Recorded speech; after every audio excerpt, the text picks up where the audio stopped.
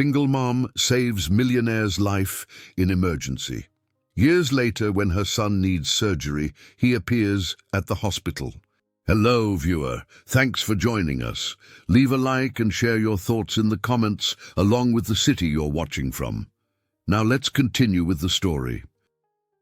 The phone rang during the worst possible moment. Jessica Carter had her hands inside a patient's chest cavity, maintaining compression while the attending physician barked orders across the emergency room. Somewhere beyond the chaos of beeping monitors and urgent voices, her cell phone buzzed insistently against the metal instrument tray. "Someone silence that," Dr. Harrison snapped, not looking up from the arterial line he was placing. Maria Rodriguez, Jessica's closest friend and fellow nurse, grabbed the phone. Her face changed. "Jess, it's Justin's school." Jessica's hands never stopped their rhythm. 30 compressions. 2 breaths. 30 compressions. "Take a message." They said it's urgent.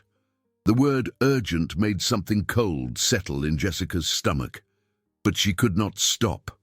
The patient beneath her hands needed her more than a phone call did. "Tell them I'll call back in 5 minutes." But 5 minutes stretched to 20 before the patient stabilized enough for Dr. Harrison to take over.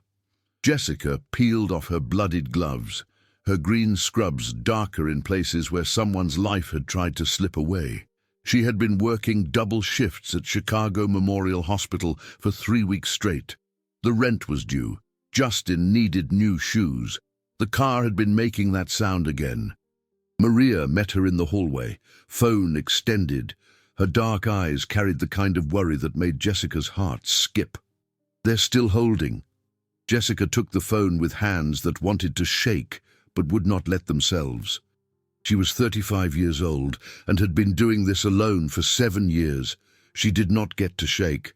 "This is Jessica Carter." "Miss Carter, this is Principal Morrison from Lincoln Elementary. I'm calling about Justin. He collapsed during recess." The hallway tilted. Jessica caught herself against the wall, years of emergency room training taking over when her mother's heart wanted to fail. "Collapsed how? Is he conscious? Is he breathing?" "He's conscious now. The school nurse is with him. But Miss Carter, this isn't the first incident. His teacher has noticed. He's been very pale lately. Tired. She found bruises on his arms yesterday during art class." Bruises. The word cut through Jessica's medical training and found the soft place where fear lived. She saw Justin in her mind that morning, dragging himself to the breakfast table. She had thought he looked tired. She had thought he needed more sleep. She had thought 1,000 things except the one thing her nursing education whispered now in the back of her mind. "I'm on my way." She drove through Chicago's afternoon traffic like someone running from flames, her ancient Honda protesting every rapid gear change. The medical part of her brain was already cataloging symptoms: fatigue, pallor, easy bruising, collapse. The mother part of her brain was screaming wordlessly, a sound that had no name but felt like terror wrapped in love. Justin was in the nurse's office, small and pale on the vinyl cot. He was 7 years old. 7 years, 5 months, and 12 days. He had sandy brown hair that fell across his forehead and blue eyes that looked too much like his father's. The father who had left before Justin drew his first breath. The father whose name Jessica had not spoken in 8 years. "Mommy!" Justin's voice was thin, scared. Jessica was beside him instantly, hands checking his pulse, his temperature, his color, even as she forced her face into a smile. "Hey, baby. I hear you gave everyone a scare." "I got dizzy. Everything went sideways." He held out his arm, showing her, "And look, I have polka dots." They were not polka dots. They were petechiae, small hemorrhages under the skin. Jessica's medical mind supplied the term even as her heart tried to reject what she was seeing: round, dark, systematic, the kind of bruising that came from within. "They're like spots on a dinosaur," she said, keeping her voice light while her pulse hammered. Very fashionable. Justin giggled, then coughed. It was a wet sound that made the school nurse glance at Jessica with eyes that said she understood. She was older, grey-haired, and she had seen enough children to know when something was deeply wrong. "Miss Carter," she said quietly, "I think you should take him to the hospital." "I think so, too." The drive back to Chicago Memorial felt longer than the drive out had been. Justin dozed in the passenger seat, his small body folded in on itself. Jessica kept one hand on the wheel and one hand on his leg, needing to touch him, needing to feel the warmth of him. He was her whole world.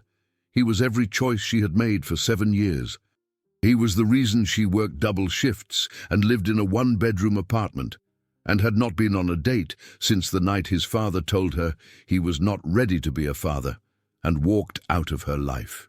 She pulled into the emergency room entrance. The same doors she had walked through 12 hours earlier. This time she was on the other side of everything. Maria saw them coming and rushed forward. "Jess, what's wrong?" "I need Dr. Chen." Now, Dr. Sarah Chen was the head of oncology, a petite woman with kind eyes and a reputation for brutal honesty. She and Jessica had worked together for 5 years, a professional respect between them that sometimes felt like friendship. When she saw Justin, her face did what Jessica's had done earlier. It transformed from casual greeting into clinical assessment in seconds. "Bring him to exam room 3. The examination felt like it took hours and seconds simultaneously. Dr. Chen was gentle with Justin, making him laugh while she checked his lymph nodes, his spleen, his reflexes. She drew blood while telling him a story about a dragon who was afraid of knights. Justin barely felt the needle. Jessica felt everything. They waited in the small exam room while the lab rushed the blood work. Justin colored a picture of a T-Rex fighting a Triceratops. Jessica held his crayons and tried not to let him see her hands shake. "Mom, are you okay?" Justin looked up at her with those blue eyes, so innocent, so unaware. "I'm fine, sweetheart. Just tired." "You're always tired." He said it without accusation, just a statement of fact. The door opened. Dr. Chen entered, and Jessica knew before she spoke. She had seen that face before, had worn it herself when delivering bad news to families. The doctor sat down slowly, deliberately, buying herself seconds to prepare words that would never be adequate.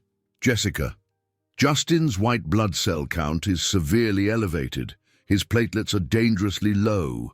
The peripheral smear shows blast cells." Jessica's nursing education supplied the translation even as her heart tried to stop understanding. Blast cells. Immature white blood cells flooding his system. There was only one thing that caused that. "No." The word came out before she could stop it. "I need to run more tests. Comprehensive panels. A bone marrow biopsy. But Jessica, I think we're looking at acute lymphoblastic leukemia." The world did not end. That was the strange part. The fluorescent lights kept humming. The clock on the wall kept ticking. Justin kept coloring his dinosaurs, oblivious to the words that had just cracked his mother's universe in half. Leukemia. Cancer. Her baby had cancer. Dr. Chen was still talking, her voice gentle and professional, explaining survival rates and treatment protocols and how children responded well to chemotherapy. Jessica heard the words like they were coming from underwater. 70 to 90% survival rate with treatment, which meant 10 to 30% did not survive, which meant her son, her baby, her entire world was going to have to fight for his life. "We'll admit him tonight," Dr. Chen was saying. "Start the workup. Jessica, I know this is terrifying, but we have excellent protocols. This is treatable. Do you understand?" Jessica understood. She understood that treatable was not the same as cured. She understood that protocols were not promises. She understood that she was about to enter a war she could not control, could not manage, could not win through sheer will alone, and that terrified her more than anything else in her life ever had. That night, After Justin had been admitted and tucked into a hospital bed, after her mother Maggie had called crying and offering to drive down from Springfield, after Maria had forced her to eat half a sandwich, Jessica found herself in the hospital bathroom. The same bathroom where she had changed into scrubs that morning, ready for another shift in the controlled chaos of the emergency room. She locked the stall door and let herself break. The sobs came from somewhere deep, somewhere she had kept sealed since the night she took a pregnancy test alone in this same bathroom 7 years ago. Since the night Daniel had looked at her with those blue eyes that Justin would inherit and said he was not ready for this, for her, for a future that demanded more than he wanted to give. She had survived that. She had built a life. She had raised a son alone and been proud of her fierce independence. She had needed no one and proven to herself that she was enough. But she was not enough for this.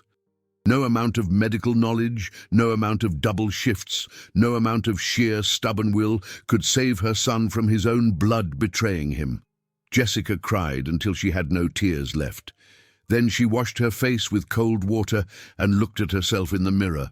Her eyes were red, her dark blonde hair falling loose from its ponytail. She looked exhausted. She looked terrified. She looked like a mother about to go to war. "Okay," she said to her reflection. Her voice was hoarse but steady. "Okay, we can do this, whatever it takes." She just did not know yet what whatever it takes would mean. She did not know that 6 months later, a man would walk through a door and change everything. She did not know that the same walls she had built to protect herself would become the very thing that threatened to destroy her. All she knew was that Justin was sleeping down the hall, his small body fighting a battle he did not understand, and she would move heaven and earth to save him. Even if it meant she had to learn to ask for help, even if it meant she had to let someone in, even if it cost her everything. The official diagnosis came 3 days later. Jessica had taken a leave of absence from work, something she had never done in 5 years. She sat in Dr. Chen's office while her mother Maggie held Justin in the waiting room, distracting him with a book about dinosaurs. "Acute lymphoblastic leukemia," Dr. Chen said, pulling up images on her computer screen. "It's the most common form of childhood cancer. We caught it relatively early, which is good, but Justin's subtype is slightly more aggressive than typical all." Jessica stared at the screen without seeing it. "Prognosis. With treatment, very good. We're looking at a multi-phase chemotherapy protocol. Induction phase to achieve remission, consolidation to eliminate any remaining cancer cells, maintenance therapy for 2 to 3 years. 2 to 3 years. Justin would be 9, maybe 10 years old before this was over. If it was ever over. Side effects, Jessica asked, though she already knew. She had nursed enough oncology patients to know what chemotherapy did to the body. Nausea, vomiting, hair loss, increased infection risk, fatigue. We'll manage them as best we can. Jessica, I won't lie to you. This is going to be hard. On Justin, on you, but children are resilient. They surprise us." Jessica nodded, filing away each word, each statistic, each probability. This was how she survived. She made plans. She gathered information. She prepared for every outcome. "When do we start?" "Tomorrow morning. We'll place a central line, begin the first round of induction therapy. Tomorrow." Everything changed tomorrow. That evening, Jessica did what she had been avoiding for 3 days. She sat Justin down in his hospital room and told him the truth. She had learned a long time ago that children deserved honesty, even when the truth was terrifying. "Baby, the doctors found out why you've been feeling so tired." Justin looked up from the action figure he was playing with. "Why?" "You have something called leukemia. It's a sickness in your blood. The good cells and the bad cells got confused, and now we need to help your body remember how to fight the right way." "Is it bad?" His voice was small. Jessica pulled him close, breathing in the scent of him, little boy and hospital soap. It's serious, but the doctors here are very good. They're going to give you medicine that will make the bad cells go away. Will it hurt? She had promised herself she would not lie. Sometimes, but I'll be right here. Every single moment. I promise. Will I get better? Yes. She said it with more conviction than she felt. Yes, baby, you're going to get better. Justin was quiet for a moment, processing. Then he asked the question that broke her heart. Is it because I didn't eat my vegetables? Oh, sweetheart, no, no, no, no. Jessica held him tighter. This isn't your fault. This isn't anyone's fault. Sometimes bodies just get sick, but we're going to fight this together, okay? You and me. We're a team. Just you and me, Justin asked. Just you and me, Jessica confirmed, like always. It was the truth. It had been just them for 7 years. She had been mother and father both, provider and protector, everything he needed rolled into one exhausted, determined package. She had been enough. She had to be enough now. The next morning, they placed the central line. Justin was brave through the sedation, squeezing Jessica's hand until the anesthesia pulled him under. She waited in the surgical waiting room, her mother beside her, and tried not to think about all the ways this could go wrong. Maria appeared with coffee, terrible hospital coffee that tasted like defeat, but at least was hot. How are you holding up? Maria asked. I'm fine. Jess, you haven't slept in 3 days. You've barely eaten. You're not fine. Jessica took the coffee, wrapping her hands around the paper cup for warmth she did not feel. I don't get to not be fine. Justin needs me. You're allowed to fall apart a little. If I fall apart, who holds him together? Maria was quiet for a moment. Then she said, Let me help. Let your mom help. Let anyone help. You don't have to do this alone. But Jessica had been doing everything alone for so long, she did not know how to do it any other way. Asking for help felt like admitting defeat. It felt like the moment Daniel had left, when she realized she could not count on anyone but herself. I can handle it, Jessica said. The look Maria gave her was a mixture of love and frustration. I know you can, but maybe you don't have to. The surgery went well. Justin woke up groggy but stable, a catheter now running beneath his skin, a port for the poison that would save his life. The first dose of chemotherapy began that afternoon. Jessica sat beside his bed, holding his hand, watching the clear liquid drip slowly into his veins. This was supposed to help. This was supposed to save him. But watching it enter his small body felt like watching him be hurt. Justin slept through most of it. When he woke, he was nauseated and scared. Jessica held a basin while he vomited, wiped his mouth with a damp cloth, murmured soothing words that felt inadequate. What do you say to a child who is suffering? What words make any of this okay? I don't like this, Mom, Justin whispered. I know, baby, I know. When does it get better?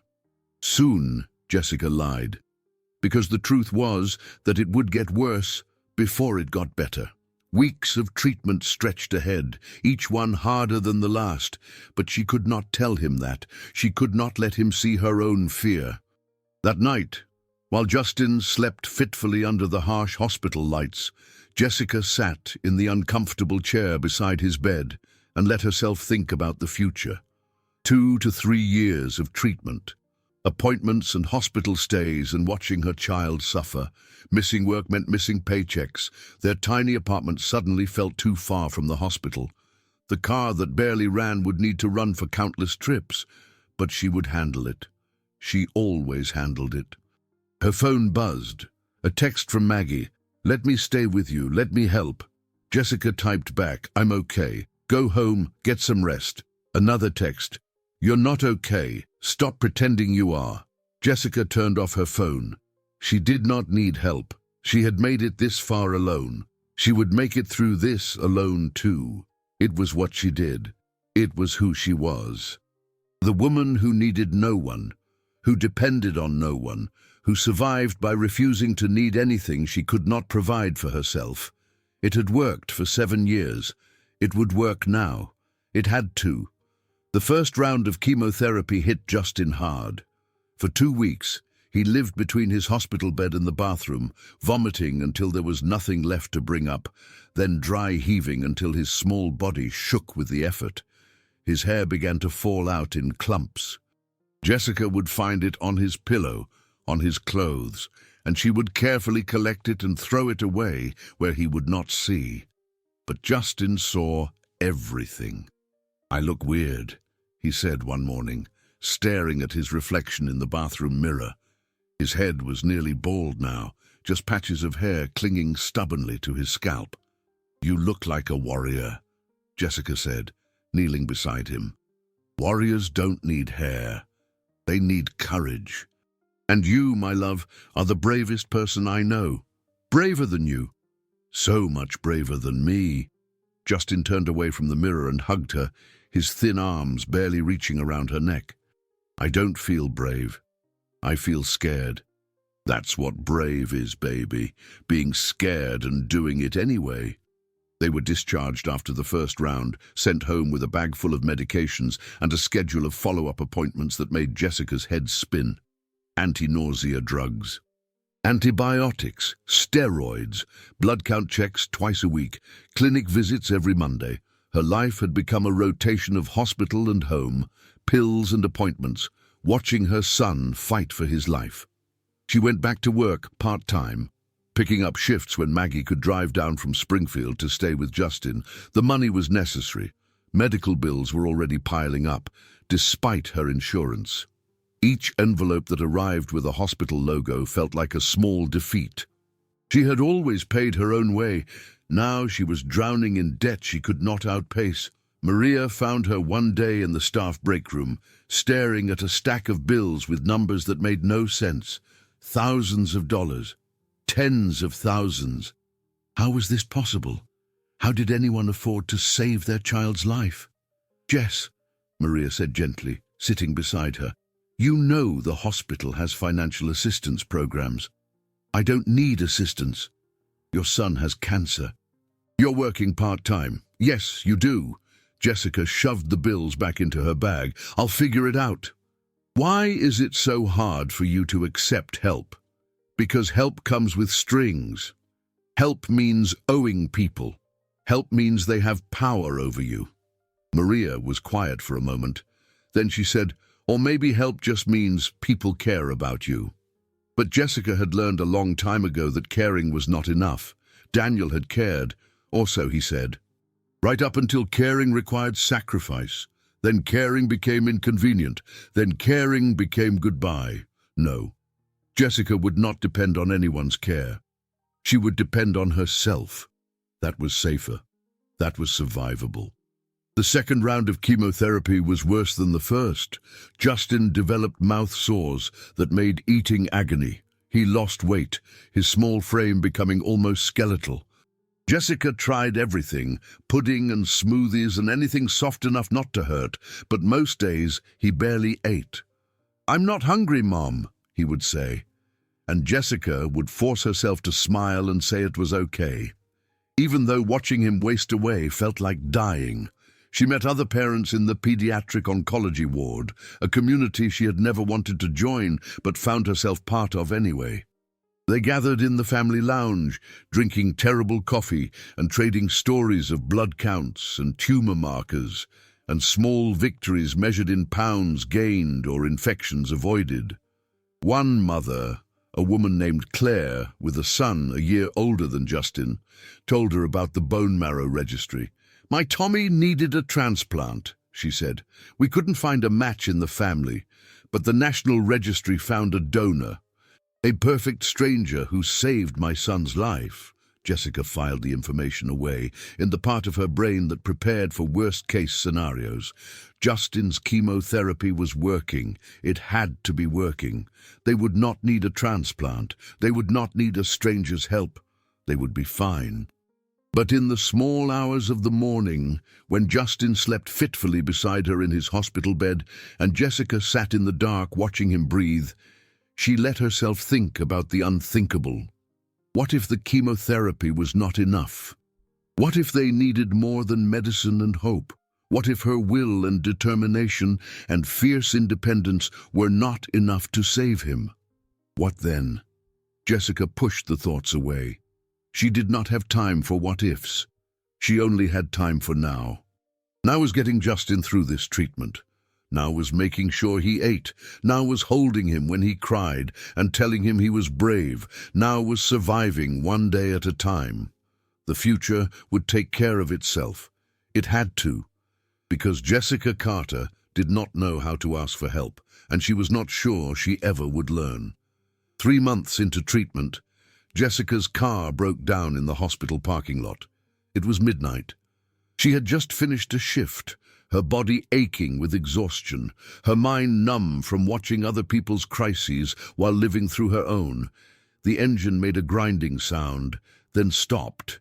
Just stopped, like it had finally given up. Jessica sat in the driver's seat and laughed, not because anything was funny, because if she did not laugh, she would scream. Maria found her there 20 minutes later and drove her home. They did not talk. There was nothing to say. The car was dead. Jessica had no money to fix it. She would figure out something because she always figured out something. The next day, she took the bus to the hospital for Justin's appointment. It took an hour each way, standing room only, pressed between strangers who did not know her son was dying. Justin fell asleep against her shoulder, his thin body too light, his breathing too shallow. Dr. Chen reviewed his latest blood work. "The chemotherapy is working," she said. "His blast count is down, but not as much as I'd like." "What does that mean?" Jessica asked, though she already knew. She had read every article, every study, every statistic. She knew what it meant when the first-line treatment was not enough. "It means we may need to move to more aggressive protocols. And Jessica, we need to start thinking about transplant. Just in case. Just in case." The words every parent dreaded. "He has a better chance with a bone marrow transplant if the chemotherapy doesn't achieve full remission," Dr. Chen continued. "I want to test you and his grandmother, see if either of you are matches. And if we're not, then we search the National Registry. Millions of potential donors. We'll find a match. Millions of potential donors. But what were the odds?" Jessica had looked it up. For patients who needed an unrelated donor, the chances of finding a perfect match ranged from 1 in 100,000 to 1 in 1 million.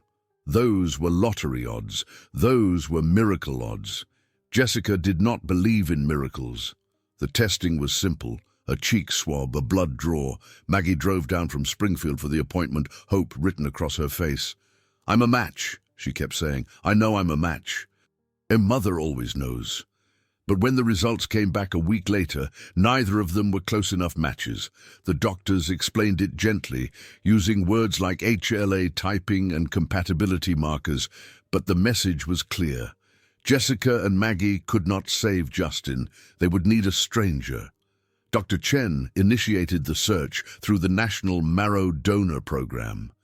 Somewhere in that database of millions of registered donors was someone who might share Justin's genetic markers, someone who might be willing to undergo surgery to save a child they had never met.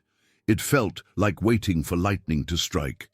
Jessica threw herself into research. She learned everything about bone marrow transplants, reading medical journals late into the night while Justin slept. She learned about graft versus host disease and conditioning regimens and engraftment failure. She learned all the ways it could go wrong. And she learned that even with a perfect match, even with the best medical care, there were no guarantees.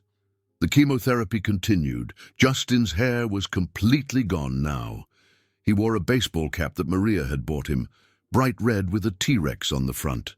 He called it his brave hat. "When I wear this," he told Jessica, "I can do anything."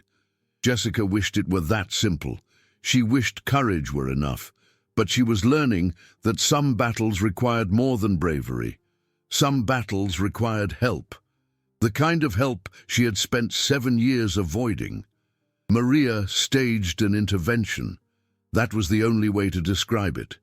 She showed up at Jessica's apartment with bags of groceries and a determination that would not be denied. "You're killing yourself," Maria said, unloading food into Jessica's nearly empty refrigerator. Working shifts, taking care of Justin, refusing every offer of help. When did you last eat a real meal? When did you last sleep a full night? "I'm fine." "You're not fine. And before you tell me again that you can handle this alone, let me tell you something. You're allowed to need people, Jess. Needing people doesn't make you weak. It makes you human. I don't want to need anyone." "Why?" "Because of Daniel. Because of one man who was too immature to handle responsibility. You're going to punish yourself forever because he couldn't step up." Jessica turned away, unable to meet Maria's eyes. "It's not about punishment. Then what is it about?" "Control." The word came out before Jessica could stop it. "If I need people, they have power over me. They can leave. They can disappoint me. They can decide I'm too much trouble and walk away. But if I need no one, if I handle everything myself, then I'm safe. No one can hurt me." Maria was quiet for a long moment. Then she said, "No one can hurt you, but no one can help you either. And right now, Jess, you need help. Justin needs you to accept help." The words hit harder than Jessica expected, because Maria was right. This was not just about Jessica anymore. This was about Justin. And her pride, her fear, her determination to need no one was becoming a burden her son did not deserve to carry. "I don't know how," Jessica whispered. "You start small. You let me bring you groceries. You let your mum stay over once a week. You fill out the financial assistance paperwork at the hospital. Baby steps, Jess. You don't have to do everything at once. You just have to start." That night, after Maria left, Jessica sat at her small kitchen table and stared at the stack of financial assistance applications she had been ignoring for weeks. Her pride screamed at her to throw them away. Her fear told her that asking for help was dangerous, but then she thought about Justin, asleep in his room, fighting for his life with a courage she could barely comprehend. And she thought about how her need to do everything alone might be the one thing that could truly hurt him. So she picked up the pen and began to fill out the forms. It felt like surrender. Maybe it was survival. The call came on a Tuesday afternoon. Jessica was at the hospital, picking up Justin's prescriptions, when her phone rang. Dr. Chen's name appeared on the screen. "Jessica, can you come to my office? I have news about the donor search." Jessica's heart stopped, then started again too fast. "Did you find someone? Come to my office. I'd rather tell you in person." The walk to Dr. Chen's office felt like miles. Jessica's mind raced through possibilities. They had found someone. They had not found anyone. The match was poor. The match was perfect. Justin would live. Justin would die. Every thought contradicted the last until she could not think at all. Dr. Chen's office was small but warm, filled with photos of patients, children who had survived their battles. Jessica had looked at those photos before and wondered if Justin would one day be among them. "Sit down," Dr. Chen said gently. Jessica sat. Her hands gripped the arms of the chair so tightly her knuckles went white. "We found a match." The words took a moment to penetrate. Then they hit like a wave. Relief and terror mixed together. "You found someone. A perfect 10-point HLA match. The odds of this are—" Dr. Chen shook her head. "1 in a million, maybe more. This is extraordinary, Jessica. This donor is a perfect genetic match for Justin." Jessica felt tears on her face before she realized she was crying. Who is it?" "He's registered in the national database. Male, aged 45. Excellent health. He's already agreed to donate." "Jessica, he wants to meet you and Justin before the transplant." "Meet us? Is that normal?" "Not unusual. Some donors like to meet the recipient. Some prefer to remain anonymous. This donor specifically requested a meeting. A stranger willing to undergo surgery for a child he had never met. A stranger who shared Justin's genetic markers so perfectly that his bone marrow might save her son's life. It felt like a miracle Jessica had not allowed herself to believe in. "When can we meet him?" "Tomorrow, if you're ready." He's local, actually. Lives right here in Chicago. Local. The donor who could save Justin's life lived in the same city, had been here all along, registered and waiting for this exact moment. It felt like fate. Jessica did not believe in fate, but right now, sitting in Dr. Chen's office with tears streaming down her face, she wanted to. "Yes," she said, "tomorrow. We'll be ready." That night, she told Justin the news. He was having a good day, the steroids temporarily giving him energy, his eyes bright despite the darkness under them. "There's a man who's going to help you get better," Jessica said, sitting on his bed. "He's going to share something called bone marrow. It's like seeds that will help your body grow strong cells again." "A man? Who is he?" "We don't know yet, but we're going to meet him tomorrow. Someone very brave who wants to help you." Justin thought about this for a moment. Will it hurt him, the sharing? Jessica's heart swelled. Even sick, even scared, Justin's first thought was for someone else's pain. A little bit, but he's willing to do it because he wants to help you. "I should say thank you." "Yes, baby. I think that would be nice." That night, Jessica lay awake long after Justin fell asleep. Tomorrow they would meet the stranger who held Justin's life in his hands. Tomorrow she would have to accept help from someone she did not know, had no control over, could not manage or direct or repay. It went against every instinct she had developed in 7 years of surviving alone. But for Justin, she would do anything, even this, especially this. The next day, she dressed Justin in his favorite shirt, the one with dinosaurs marching across the front. She combed the few patches of hair he had left, making sure he looked his best.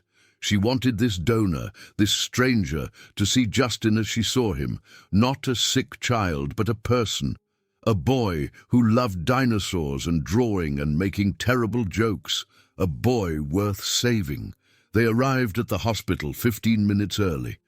Dr. Chen met them in the consultation room, a space designed for difficult conversations, with comfortable chairs and soft lighting and a box of tissues prominently displayed. "He'll be here any minute," Dr. Chen said. "Are you nervous?" "Terrified," Jessica admitted. "What if he changes his mind after meeting us?" "He won't. This man has been through all the counseling, all the medical screening. He understands what he's agreeing to. He wants to do this." "Why?" Jessica asked. "Why would a stranger do this?" "Some people join the registry because they lost someone, some because they want to help. I don't know his reasons. You can ask him when he gets here." A knock on the door. Jessica's heart jumped. "Come in," Dr. Chen called. The door opened, and Jessica's world shifted in a way she could not have predicted, in a way that would change everything that came after. The man who walked through that door was tall, well-built, with dark hair graying at the temples and brown eyes that carried old pain. He wore an expensive suit, but moved with uncertainty, like someone out of his element. He looked at Justin first, his face softening into something gentle. Then he looked at Jessica, and recognition hit them both like electricity. She knew this man. 5 years ago, in this hospital's emergency room, she had stood over this man and shocked his heart back to life. She had performed CPR while the code team assembled. She had been the one to pull him back from death, and he had never seen her face, had been unconscious through most of it, sedated through the rest. But she remembered him. She remembered his expensive watch and his cardiac arrest, and the way he had grabbed her hand when he came to and whispered thank you.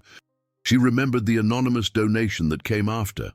$1 million to the hospital that had saved his life, money that meant nothing to him but built an entire new transplant wing. This was the man who was going to save her son. This was Julian Davenport, and from the look on his face, he remembered her too. "You," he said, his voice rough with emotion. "You're the nurse. You saved my life." Jessica could not speak. The room felt too small, reality too strange. Justin looked between them, confused. "Mommy, do you know him?" Jessica found her voice, though it shook. "We've met before, baby, a long time ago." Julian took a step forward, then stopped, as if unsure he had permission. "I never saw your face clearly, but I remembered your voice. You told me to stay with you, to keep fighting." "That's my job," Jessica said automatically. "You saved my life." Julian's eyes were bright with unshed tears. "And now I get to save your son. I don't have words for what this is." Dr. Chen was watching them both, understanding dawning on her face. "You two know each other." "We've met," Julian said. 5 years ago, the worst day of my life became the beginning of everything else, and she was there." He moved to the chair across from Justin, lowering himself slowly, maintaining eye contact with the boy. "Hi, Justin. My name is Julian. It's very, very nice to meet you." Justin, never one to be shy for long, smiled. "Hi, Mr. Julian. My mum says you're going to share your bone marrow with me." "I am, if that's okay with you." "It's really okay. I think it's nice. Thank you for wanting to help me." "It's my honor," Julian said, and the sincerity in his voice was unmistakable. "Truly?" Jessica watched this stranger, this man whose life she had saved, this donor who held Justin's future in his genetic code, and felt something shift inside her. Not trust, not yet, but recognition of something larger than coincidence. Maybe Maria was right. Maybe some things were meant to be. Maybe, just maybe, accepting help from the right person was not surrender. Maybe it was survival. Julian turned to Jessica, his eyes holding hers. "Thank you. For 5 years ago, for my life, let me do this, let me give that gift back." And Jessica, who had spent 7 years trusting no one, who had built walls so high no one could scale them, heard herself say, "Okay." It was the smallest word. It was the beginning of everything. Julian Davenport had made a career of solving problems. As CEO of Davenport Industries, he had turned a struggling commercial real estate empire into a billion-dollar enterprise through strategic thinking and decisive action. Every challenge had a solution. Every obstacle could be overcome with the right resources and determination, which was why, 3 days after meeting Jessica and Justin, he could not understand why his help was being rejected. He had arranged for Dr. Patterson, the best transplant specialist in the Midwest, to consult on Justin's case. He had ordered specialized medical equipment to be delivered to Jessica's apartment for post-transplant care. He had quietly paid her outstanding medical bills through the hospital's financial office. These were not grand gestures. They were practical solutions to obvious problems. Jessica was drowning in debt and exhaustion. Justin deserved the best possible care. Julian had the means to provide both. The mathematics were simple. What he had not calculated was Jessica's reaction. She called him on a Thursday afternoon, her voice tight with something that sounded like anger, but felt like fear. "We need to talk. In person. Now." Julian arrived at her apartment building within 30 minutes. It was a modest complex on Chicago's South Side, the kind of place where working families lived paycheck to paycheck. Her car, he noticed, was gone from its usual spot. He had arranged to have it repaired after she mentioned it had broken down. Another problem solved. Why did solving problems feel like making mistakes? Jessica opened the door before he could knock. Her face was pale, her green eyes blazing with an emotion Julian could not quite name. "What's wrong?" he asked. "Is Justin okay?" "Justin is fine. Come in." The apartment was small but immaculate. Dinosaur drawings covered the refrigerator. A pile of medical bills sat on the kitchen table, each one stamped, "Paid in full." Jessica saw him notice them. That's what we need to talk about. I don't understand. Those bills were crushing you. Now they're paid. That's a good thing. You paid them without asking me. Julian blinked. Yes, you needed help. I didn't ask for your help. You shouldn't have to ask. I have the resources. You have the need. It's logical. Jessica laughed, but there was no humor in it. Logical? You think this is about logic? What else would it be about? She turned away from him, her hands gripping the edge of the kitchen counter. You fixed my car. Did you think I wouldn't notice?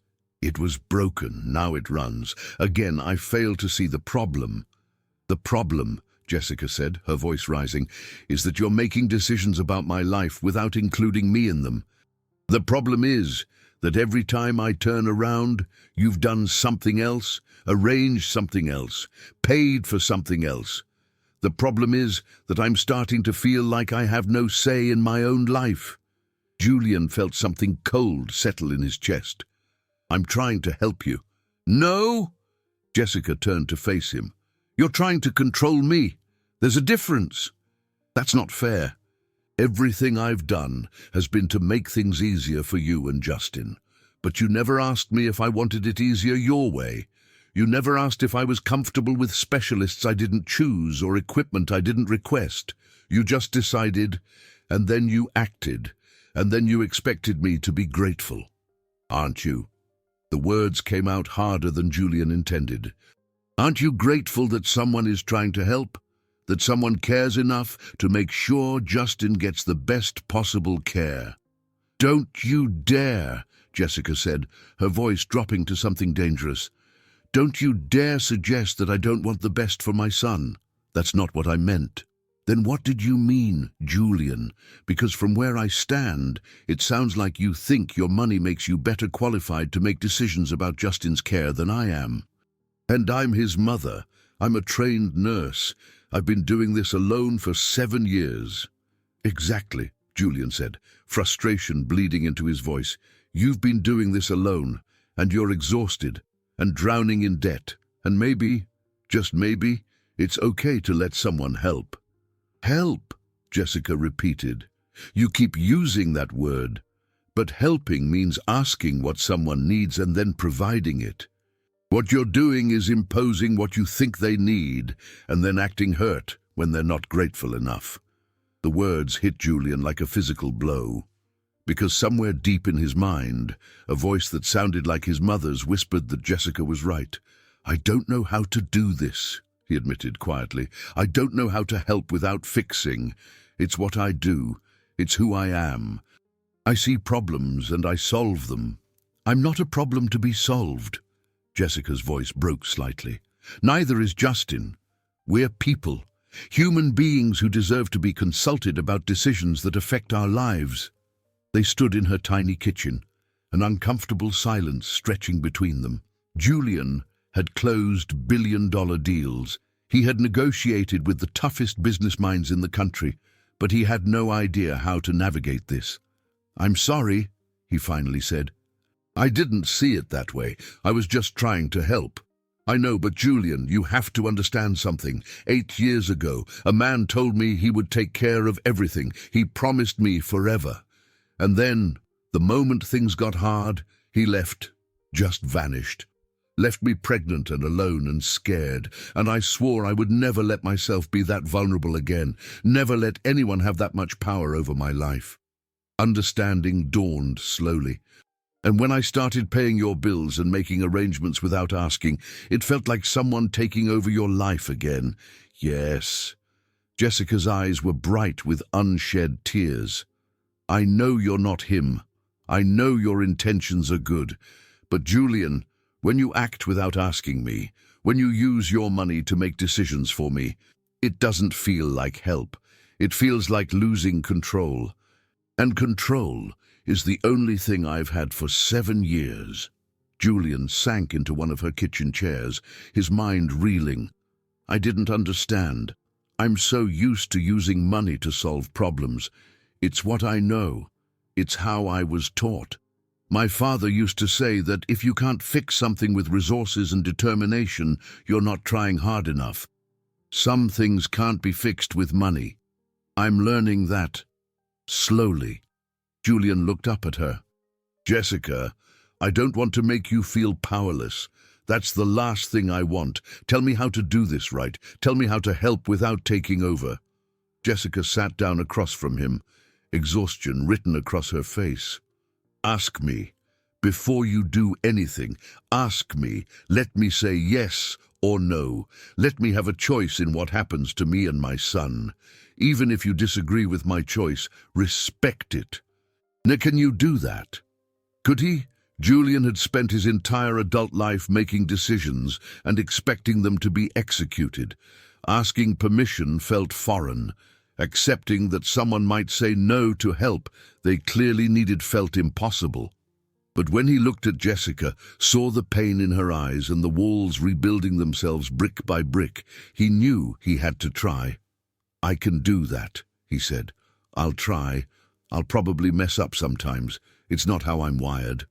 But I'll try. That's all I'm asking. Julian nodded slowly. Then, carefully, he asked, May I continue to visit Justin before the transplant? I'd like to get to know him better, but only if you're comfortable with it. Jessica studied him for a long moment. Yes, but Julian, if you start making arrangements or paying for things without asking, I'll shut this down. Do you understand? I understand. Good. They sat in uncomfortable silence for another moment. Then Julian stood. I should go. Let you rest. Julian. He turned at the door. Thank you for listening, for trying to understand. Thank you for explaining, for not just shutting me out. After he left, Jessica sat alone in her kitchen and wondered if she had just made a terrible mistake, because letting Julian in, even a little, felt dangerous. It felt like the first crack in her carefully constructed armor. But when she walked into Justin's room and found him drawing a picture of 3 stick figures holding hands, she wondered if maybe, just maybe, some risks were worth taking. Over the next 2 weeks, Julian kept his word. He visited Justin 3 times, always asking Jessica first if it was convenient. He brought small gifts, nothing extravagant, a book about dinosaurs, a puzzle, a stuffed T-Rex that Justin immediately named Julian Jr. He did not arrange any specialists. He did not pay any bills. He asked before helping, and when Jessica said no, he respected it. It was harder than he had expected.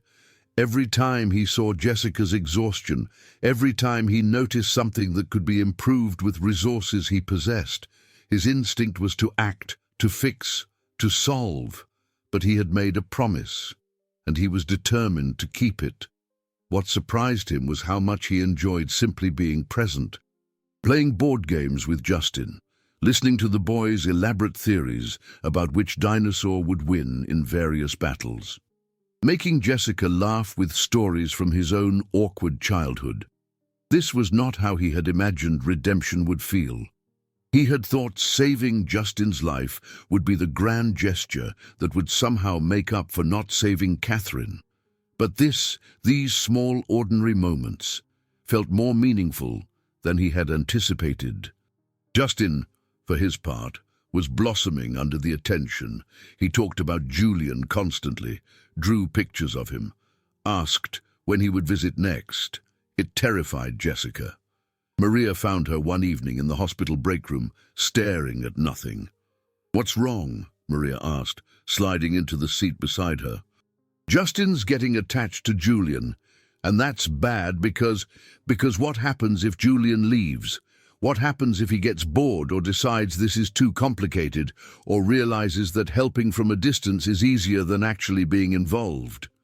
Maria was quiet for a moment. "Is that what you think will happen?" "It's what always happens. People leave, especially when things get hard." "Daniel left," Maria said gently. "One person, 8 years ago. Not everyone is Daniel. I know that. Intellectually, I know that.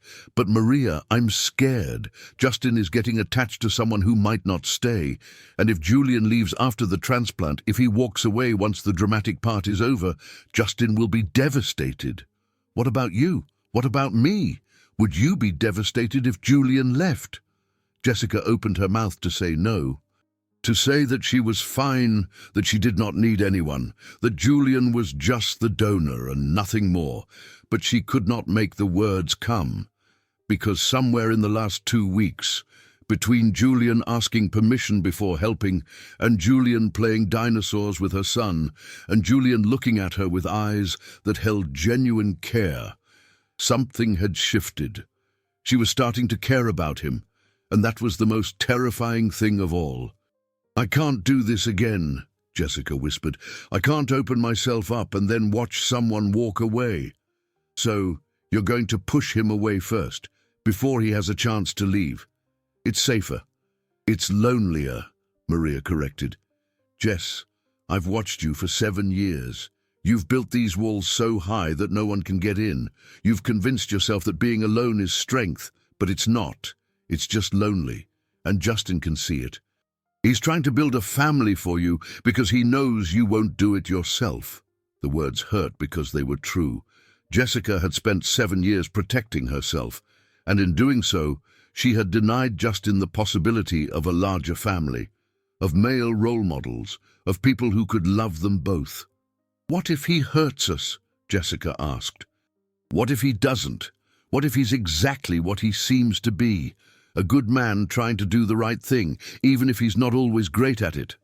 I don't know how to trust someone like that. You start small. You let him keep visiting. You let him be there for the transplant. You watch how he acts over time. Trust isn't granted all at once, Jess. It's earned slowly, and from what I've seen, Julian is trying to earn it." That night, Jessica lay awake thinking about trust, about risk, about the walls she had built and whether they were protecting her or imprisoning her. She thought about Julian playing go fish with Justin, patient and gentle, even when he clearly had no idea what he was doing. She thought about the way he asked permission now, even for small things. She thought about the careful distance he maintained with her, respectful of her boundaries, even when she could see in his eyes that he wanted more. And she thought about Justin's drawing of 3 people holding hands. Maybe Maria was right. Maybe not everyone left. Maybe some people stayed, even when things got hard. Maybe Julian was one of those people, or maybe he would leave, and she would be right back where she started. Alone, hurting, protecting Justin from her own mistakes. The transplant was scheduled for 3 weeks away. 3 weeks to decide if she was brave enough to let someone in. 3 weeks to determine if Julian was who he seemed to be. 3 weeks felt like both forever and no time at all. The transplant was 10 days away when everything fell apart. Jessica came home from a shift to find movers in her apartment building's hallway. They were carrying boxes, furniture, equipment, medical equipment, an adjustable bed, monitoring devices, supplies for post-transplant home care, all being delivered to her apartment. Her heart started pounding. She grabbed the nearest mover. "What is this?"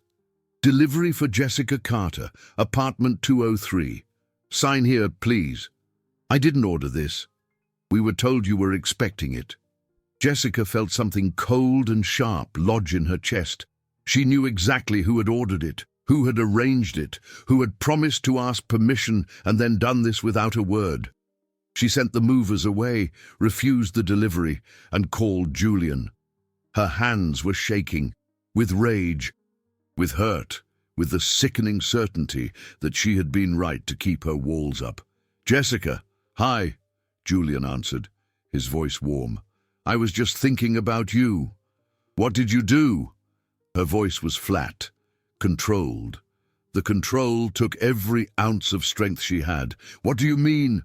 "The medical equipment, the hospital bed, all the supplies being delivered to my apartment that I didn't ask for." Silence on the other end. "Then carefully, it's for after the transplant. Justin will need specialized care at home. I wanted to make sure you had everything, and you didn't think to ask me first. Jessica, this isn't like the bills or the car. This is medical necessity. Justin needs this equipment. Justin needs equipment that a medical supply company can provide, equipment that insurance can help cover, equipment that I can arrange for myself.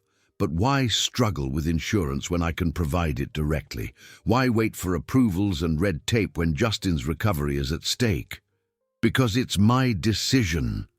Jessica's control snapped. Because you promised, Julian.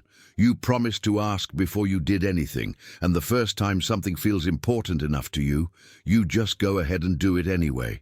The promise meant nothing. That's not fair. This is about Justin's health. Don't you dare make this about what's best for Justin. I know what's best for my son. I don't need you telling me what he needs. Then what do you need? Julian's voice rose. Tell me, Jessica.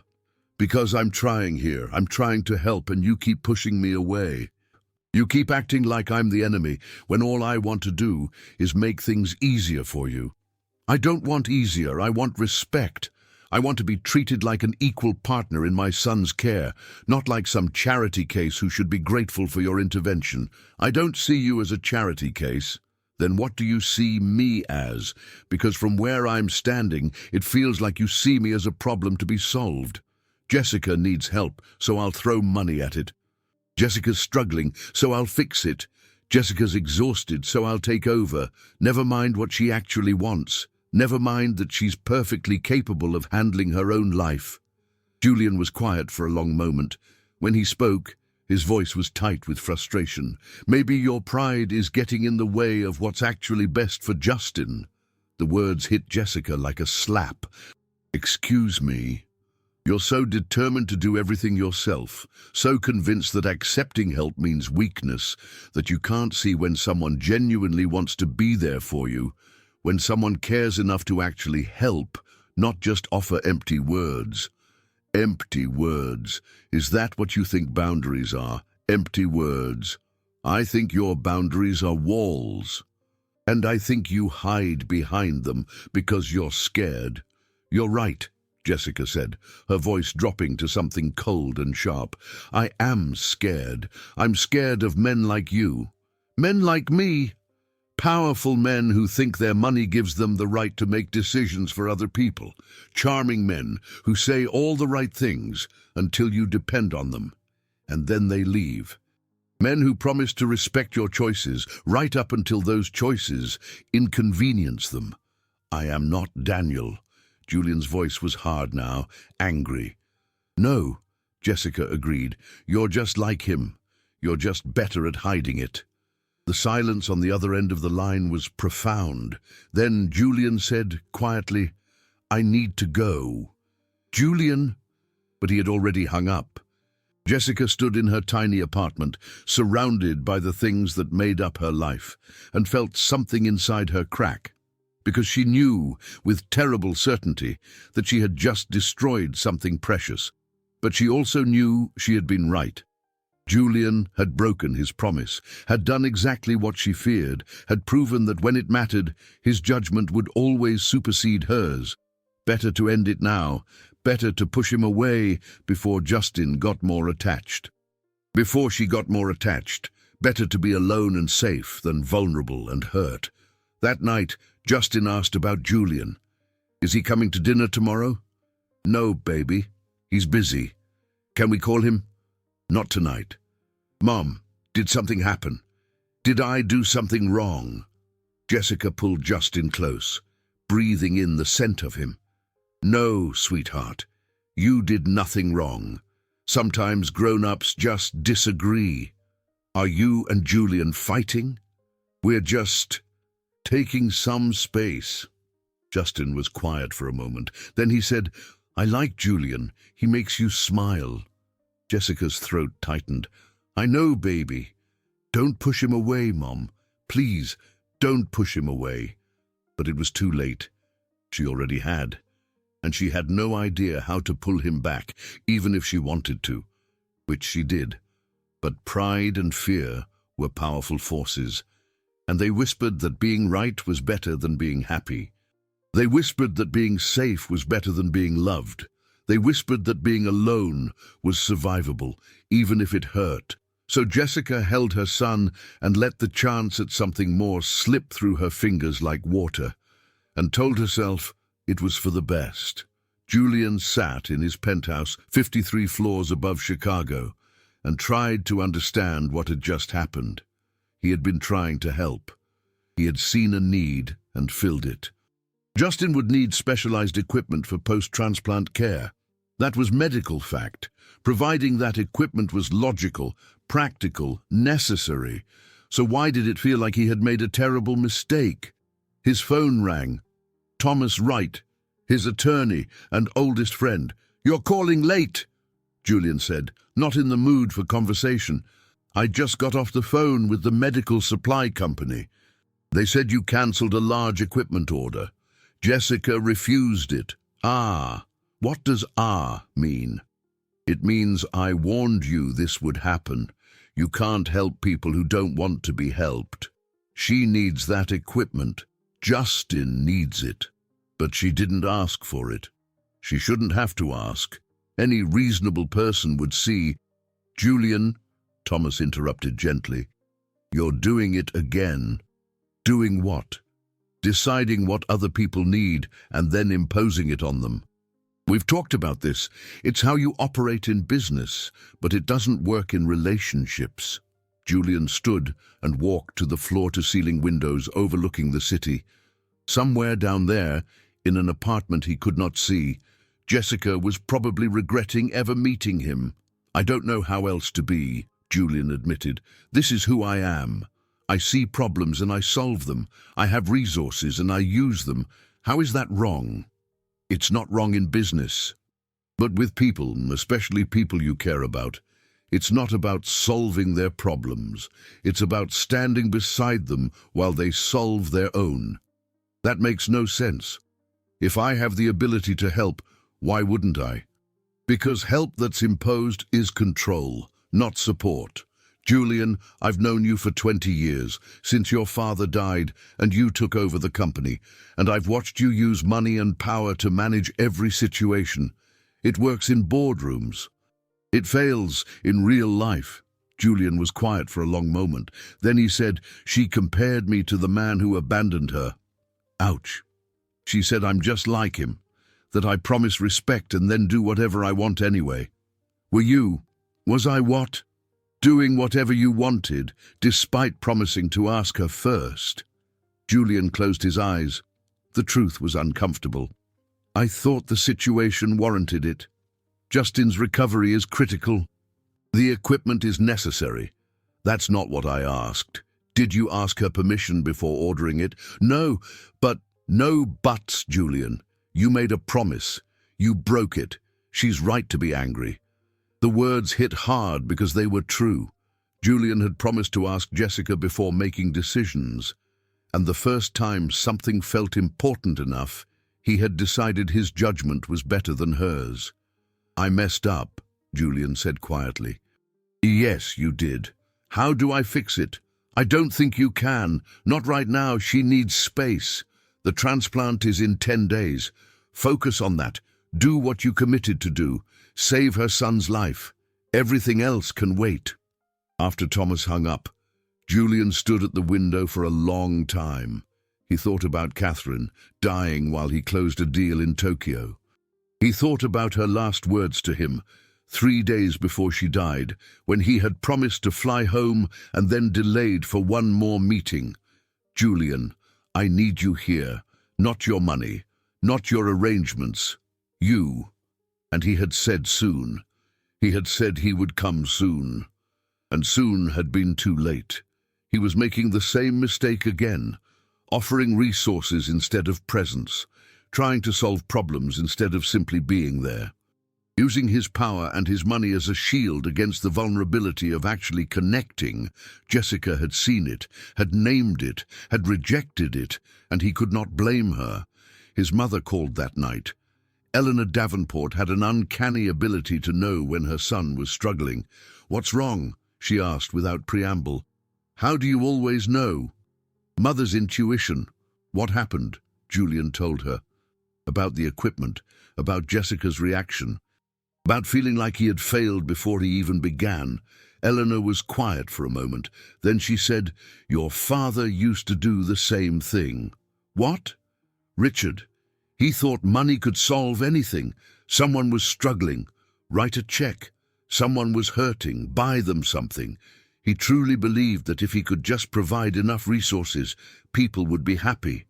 But what people actually needed was him, his time, his presence, his emotional availability, and that he couldn't give, wouldn't give, because it required vulnerability, and vulnerability felt dangerous to him.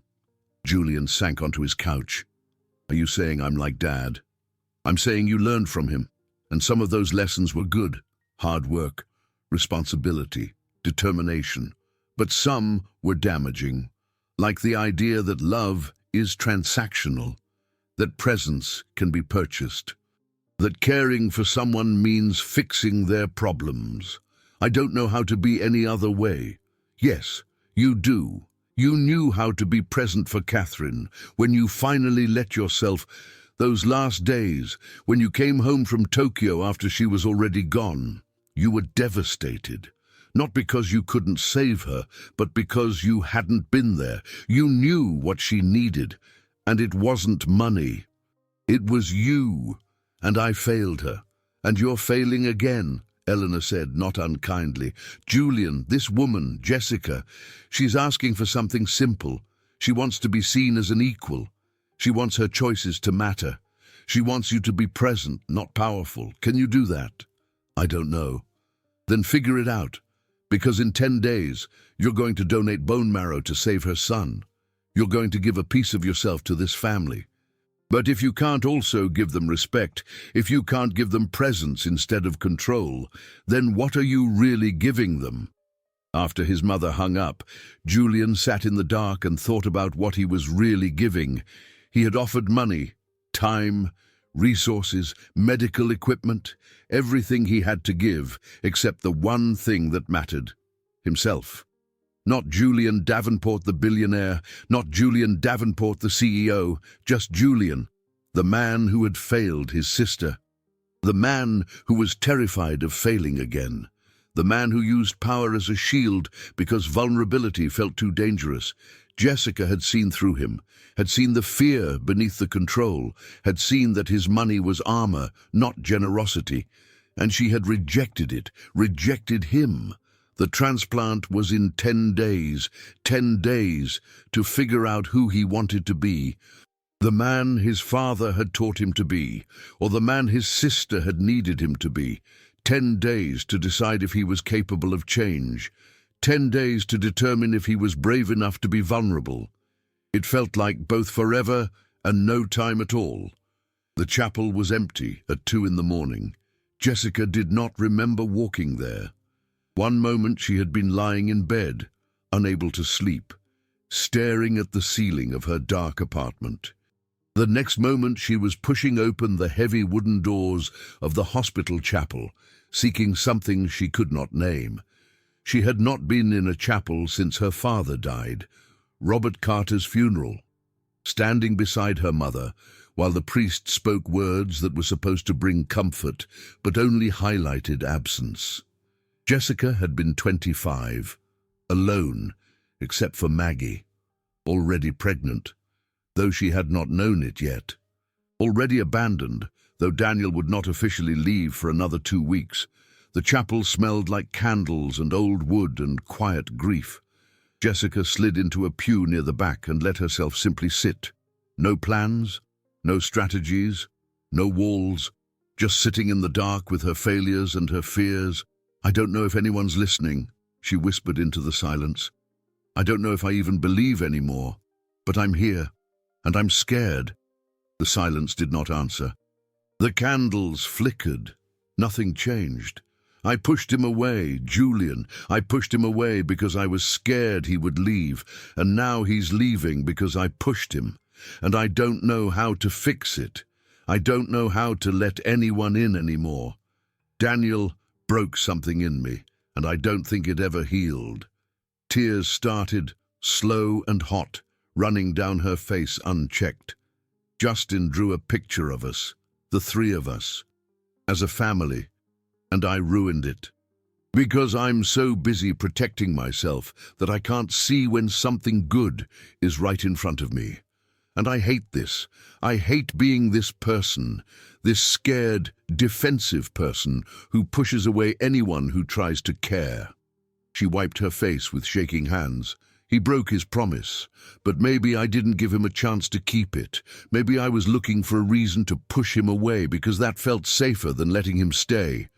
Maybe I'm the problem. A voice spoke from the darkness. Mind if I sit? Jessica jumped, heart racing. An older woman emerged from the shadows near the altar. She wore a volunteer badge and a kind smile.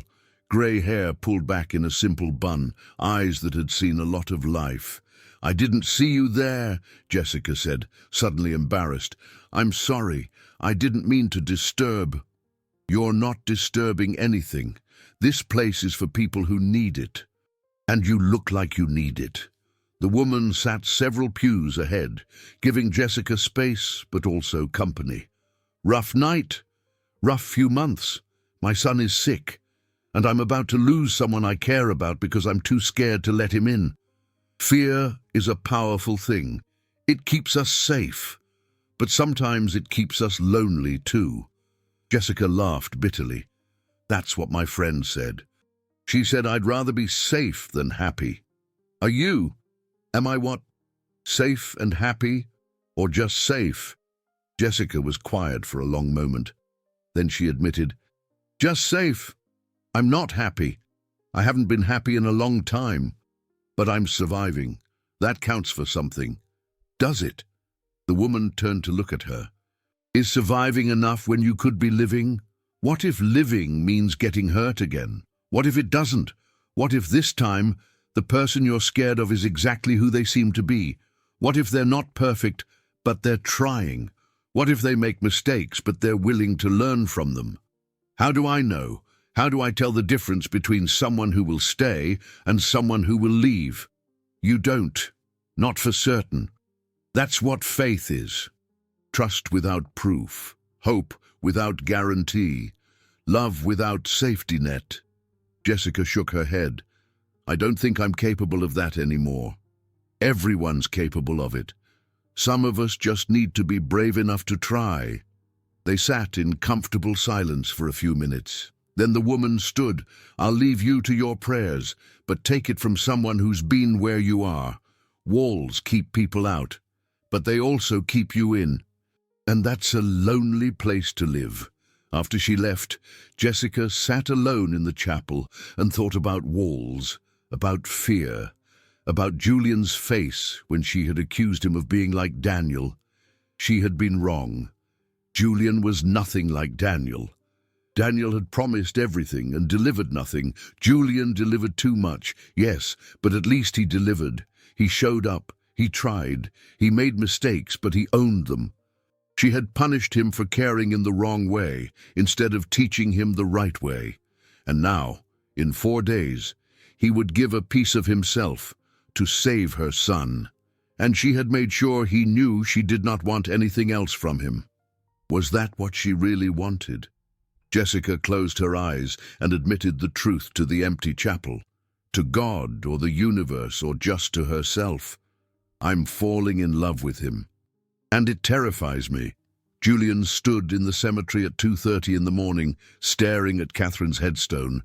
Catherine Marie Davenport, beloved daughter and sister, taken too soon. He came here once a month, usually during the day, brought flowers, told her about his life, about the business, about things she would never see or know or experience. Tonight felt different. Tonight felt like confession. I'm doing it again, Kat. I'm failing someone who needs me. Just like I failed you. The wind rustled through the trees. Chicago at night was never truly silent. But here, surrounded by the dead, it felt close enough. There's this woman, Jessica, and her son, Justin. He's 7. He has leukemia. And I matched. Can you believe that? 1 in a million odds, and I matched. It felt like you were giving me another chance. A chance to save someone I couldn't save last time. Julian sat on the ground beside her grave, not caring about his expensive suit. But I'm messing it up. I keep trying to control things, keep trying to fix everything with money and resources, keep doing exactly what I did with you. Remember, when you were sick and I kept flying in specialists and arranging treatments and missing the actual point? He pulled out his phone, opened the Notes app, found the entry he had saved 8 years ago, Catherine's journal, the last entry, 3 days before she died.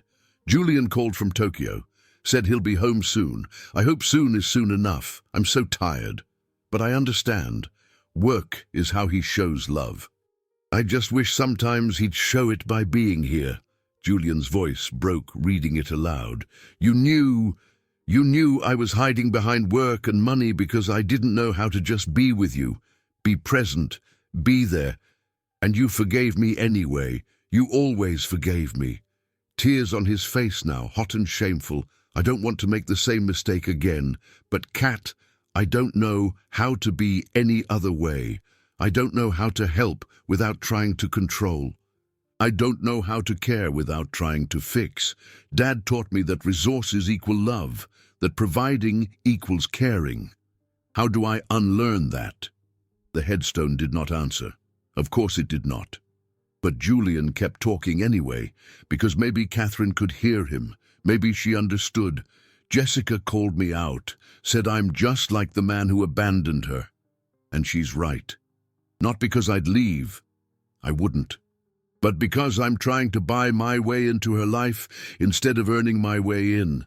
I'm offering money when she needs respect, resources when she needs presence, control when she needs partnership. Julian wiped his face with his hands. In 4 days, I'm donating bone marrow. I'm giving a piece of myself to save Justin. And I want to be more than that. I want to be part of their lives, part of their family.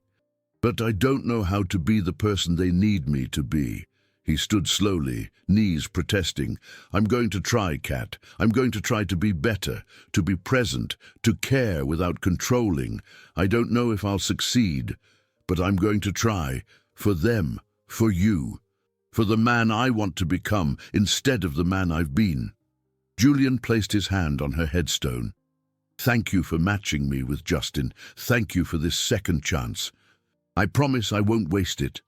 As he walked back to his car, his phone buzzed, a text from his mother. Proud of you for trying. Love isn't about being perfect. It's about being willing to change. You can do this. Julian sat in his car for a long moment, staring at the message. Then he typed back, I hope you're right. 4 days until the transplant. 4 days to figure out who he wanted to be. 4 days to decide if he was brave enough to offer vulnerability instead of power. It felt impossible. But for Justin, for Jessica, for the family he desperately wanted to be part of, he would try. Even if trying meant failing. Even if failing meant hurting, even if it cost him everything, because some things were worth the risk, some people were worth becoming better for, and Jessica and Justin were worth it all. Jessica called him at 8 in the morning. Julian had not slept. He was still sitting in his apartment, watching the sunrise paint Chicago's skyline in shades of gold and pink when his phone rang. Her name on the screen made his heart jump. He answered before the second ring. Jessica. Julian, can we talk? In person? Of course. When? Where? The coffee shop. The one near the hospital. Where we met before. In an hour. I'll be there. He hung up and sat for a moment, trying to understand what he was feeling. Hope, fear, both. He had no idea what she would say, no idea if this was goodbye or something else entirely. But he would be there. He would show up. Whatever she needed to say, he would listen. That was what presence meant, not controlling the outcome, just being there for it. The coffee shop was nearly empty when Julian arrived. Jessica sat at a corner table, 2 cups of coffee already waiting. The cheap drip coffee from the machine, not the expensive imported blend Julian usually drank.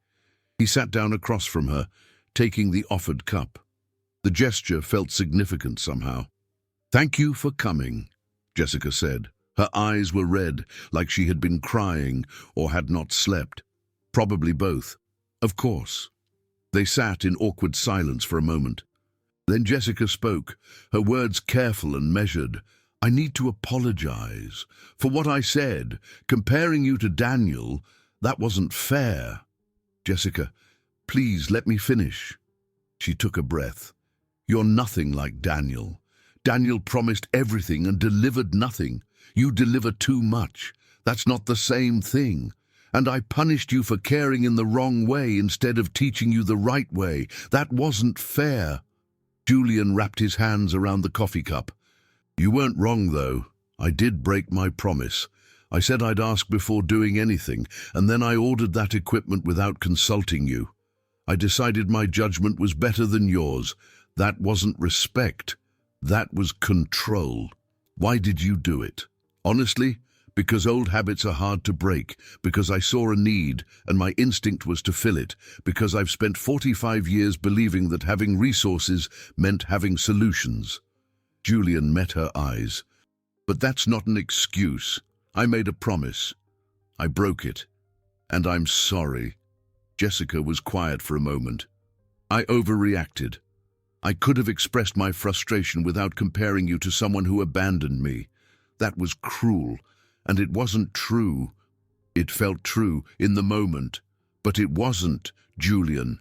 You've shown up every single time. You've been patient with Justin. You've tried to respect my boundaries, even when it was hard for you. One mistake doesn't erase that." Julian felt something loosen in his chest, something that had been tight since their fight. "So where does that leave us?" Jessica took a sip of her coffee, buying herself time. "I've been thinking about what you said, about my walls, about being so determined to do everything myself that I can't accept help even when I need it. I shouldn't have said that. I was frustrated and I lashed out." "But you were right." Jessica's voice was soft. "I have built walls, high ones. After Daniel left, I decided that needing no one was safer than needing someone who might leave, and for 7 years, that worked. I survived. I raised Justin. I proved I could do it alone. You did more than survive.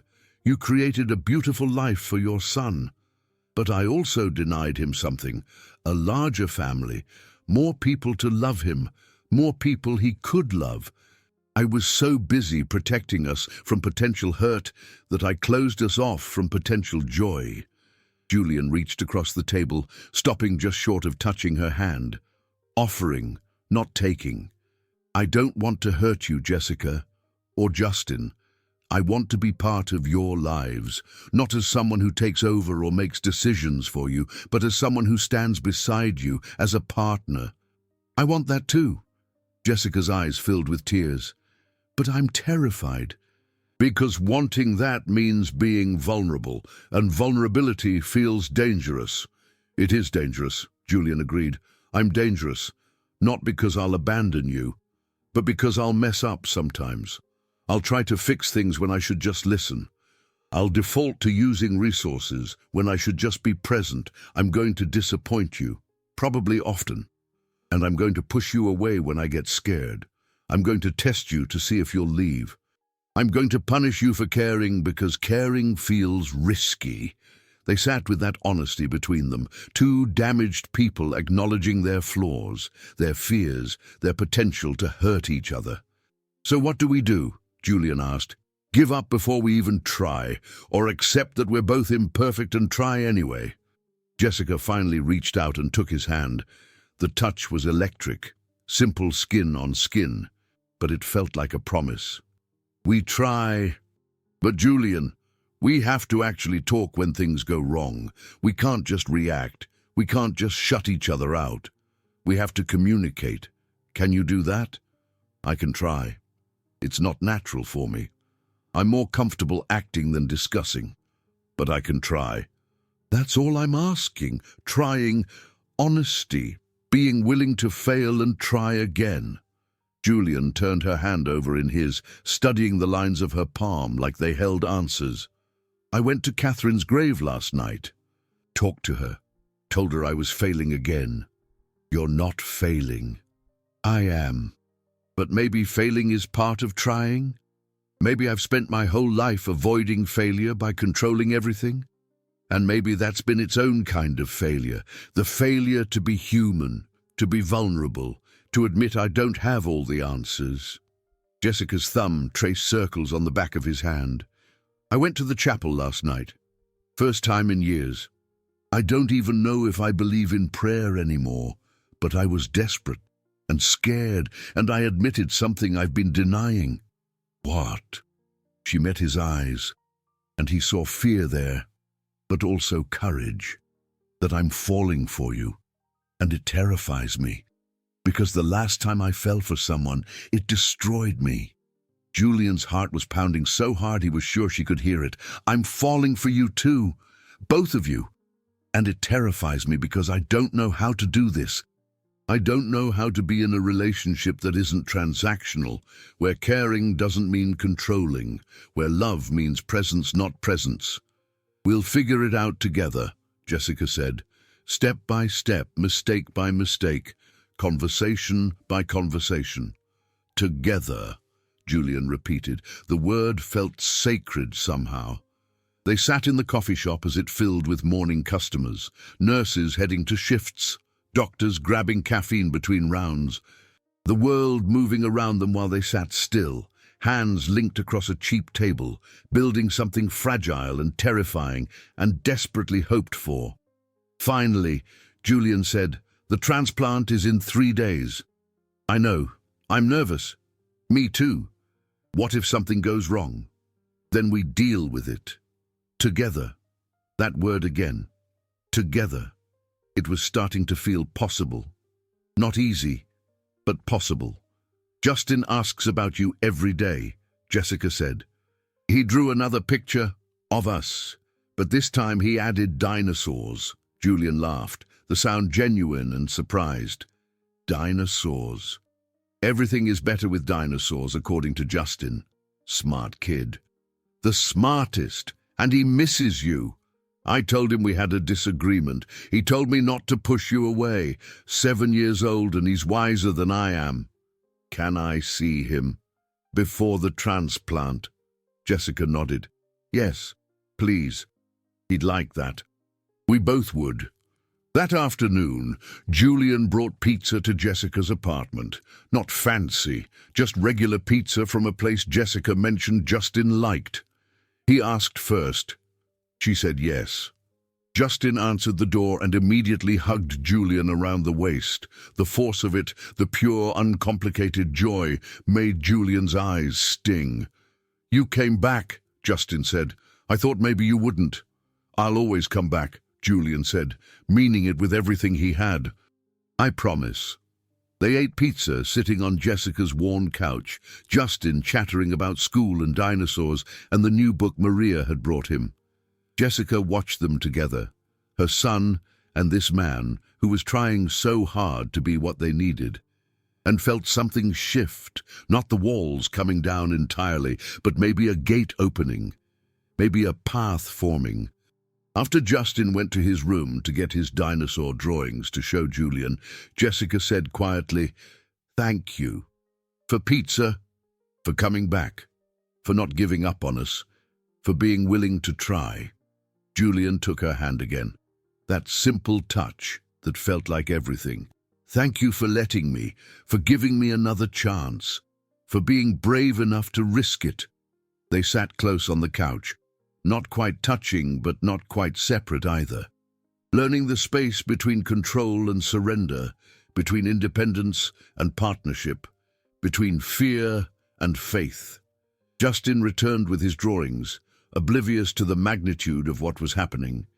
He showed Julian his T-Rex family, his Triceratops fighting a Brachiosaurus, his detailed rendering of what he imagined bone marrow looked like. It's like seeds, Justin explained, echoing what Jessica had told him. Your seeds are going to help me grow strong cells. That's right, Julian said, looking at the drawing with genuine interest. "In 3 days, I'm going to share my seeds with you, and then we'll both rest while your body learns to use them. Will you visit me after, when I'm resting?" Julian looked at Jessica. She nodded. "Yes," Julian said to Justin. "If your mom says it's okay, I'll visit every day." "Good," Justin said, satisfied. "Because we're a team now, right? You said we're a team." "We're a team," Julian agreed. Then carefully, "all 3 of us." Justin beamed. "Best team ever." That evening, after Julian left and Justin was asleep, Jessica stood in her tiny kitchen and let herself hope. It was fragile, this hope, built on conversations and honesty and mutual acknowledgement of flaws. But it was real. She had spent 7 years alone, protected, safe, surviving. Maybe it was time to live. Maybe living meant risk. Maybe it meant vulnerability. Maybe it meant opening that gate in her wall and letting someone in. Maybe Julian, with all his imperfections and efforts and genuine care, was worth the risk. 3 days until the transplant. 3 days until everything changed again. But this time, she would not face it alone. This time, she had chosen partnership. This time, she had chosen hope. And that made all the difference. The morning of the transplant arrived with the kind of clarity that only comes after sleepless nights. Jessica had been awake since 4, watching Justin sleep in his hospital bed. His small chest rose and fell with a rhythm she had memorized over 7 years. Soon his body would be fighting a different battle. Soon Julian's cells would become part of him. The thought was both miraculous and terrifying. Julian arrived at 6 as promised. He looked as tired as Jessica felt, shadows under his brown eyes, his usual polished appearance slightly rumpled. He had been staying at a hotel near the hospital for the past 3 days, wanting to be close. "Good morning," he said softly, not wanting to wake Justin. "Morning." Jessica stood and walked to him. Without thinking about it, she stepped into his arms. The embrace was natural now, after 3 days of tentative reconnection. His heartbeat was steady against her ear. "How are you?" Julian asked, terrified. "You?" "Same." They held each other as the sun rose beyond the hospital window, painting Chicago in shades of pink and gold. 2 people who had found each other through impossible odds, about to face the next impossibility together. Justin woke at 6:30, groggy but brave in his red dinosaur hat. "Is today the day?" "Today's the day, buddy," Julian said, moving to sit on the edge of the bed. "We're going to do this together, you and me, Team Dino Transplant." Justin giggled despite his nervousness. "That's a silly name." "The silliest. But that's what makes it good." Dr. Chen arrived at 7 with the pre-op team. She explained the procedure again, though they all knew it by heart. Justin would be sedated first. His body prepared with conditioning medications. Then Julian's bone marrow would be harvested and immediately infused into Justin's bloodstream through his central line. "It's going to look like a blood transfusion," Dr. Chen explained to Justin. "Just a bag of red liquid going into your body. But inside that liquid are millions of cells that are going to teach your body how to be strong again." "Mr. Julian's supercells," Justin said solemnly. "The strongest," Julian agreed. The pre-op nurse came to take Justin to the surgical suite. Jessica's throat tightened. This was it, the moment they had been preparing for, the moment that would determine everything that came after. Justin reached for her hand. "Mom, will you be here when I wake up?" "I'll be right here. I promise." "And Mr. Julian?" Julian stepped forward. "I'll be here too. We both will. Nothing could keep us away." Justin nodded, satisfied. Then, with the straightforward honesty of children, he said, "I'm scared." "Me too, buddy," Julian admitted. "But you know what? We're scared together, and that makes it easier." They rolled Justin away. Jessica watched until he disappeared around the corner, her hand pressed against her mouth to keep the sobs inside. Then Julian's arms were around her again, and she let herself break just a little. "He's going to be okay," Julian whispered. "He has to be. He has to be," Jessica echoed, making it a prayer. Julian's procedure was scheduled for 8. Jessica walked with him to the surgical prep area, their hands linked. His mother, Eleanor, was already there, her face calm but her eyes worried. She hugged her son tightly. "I'm proud of you," Eleanor said. "So proud." "Thanks, Mom." Thomas Wright appeared, bringing coffee neither of them would drink. Maria arrived with Maggie, forming a circle of support around Jessica, the family they had built, piece by piece, person by person.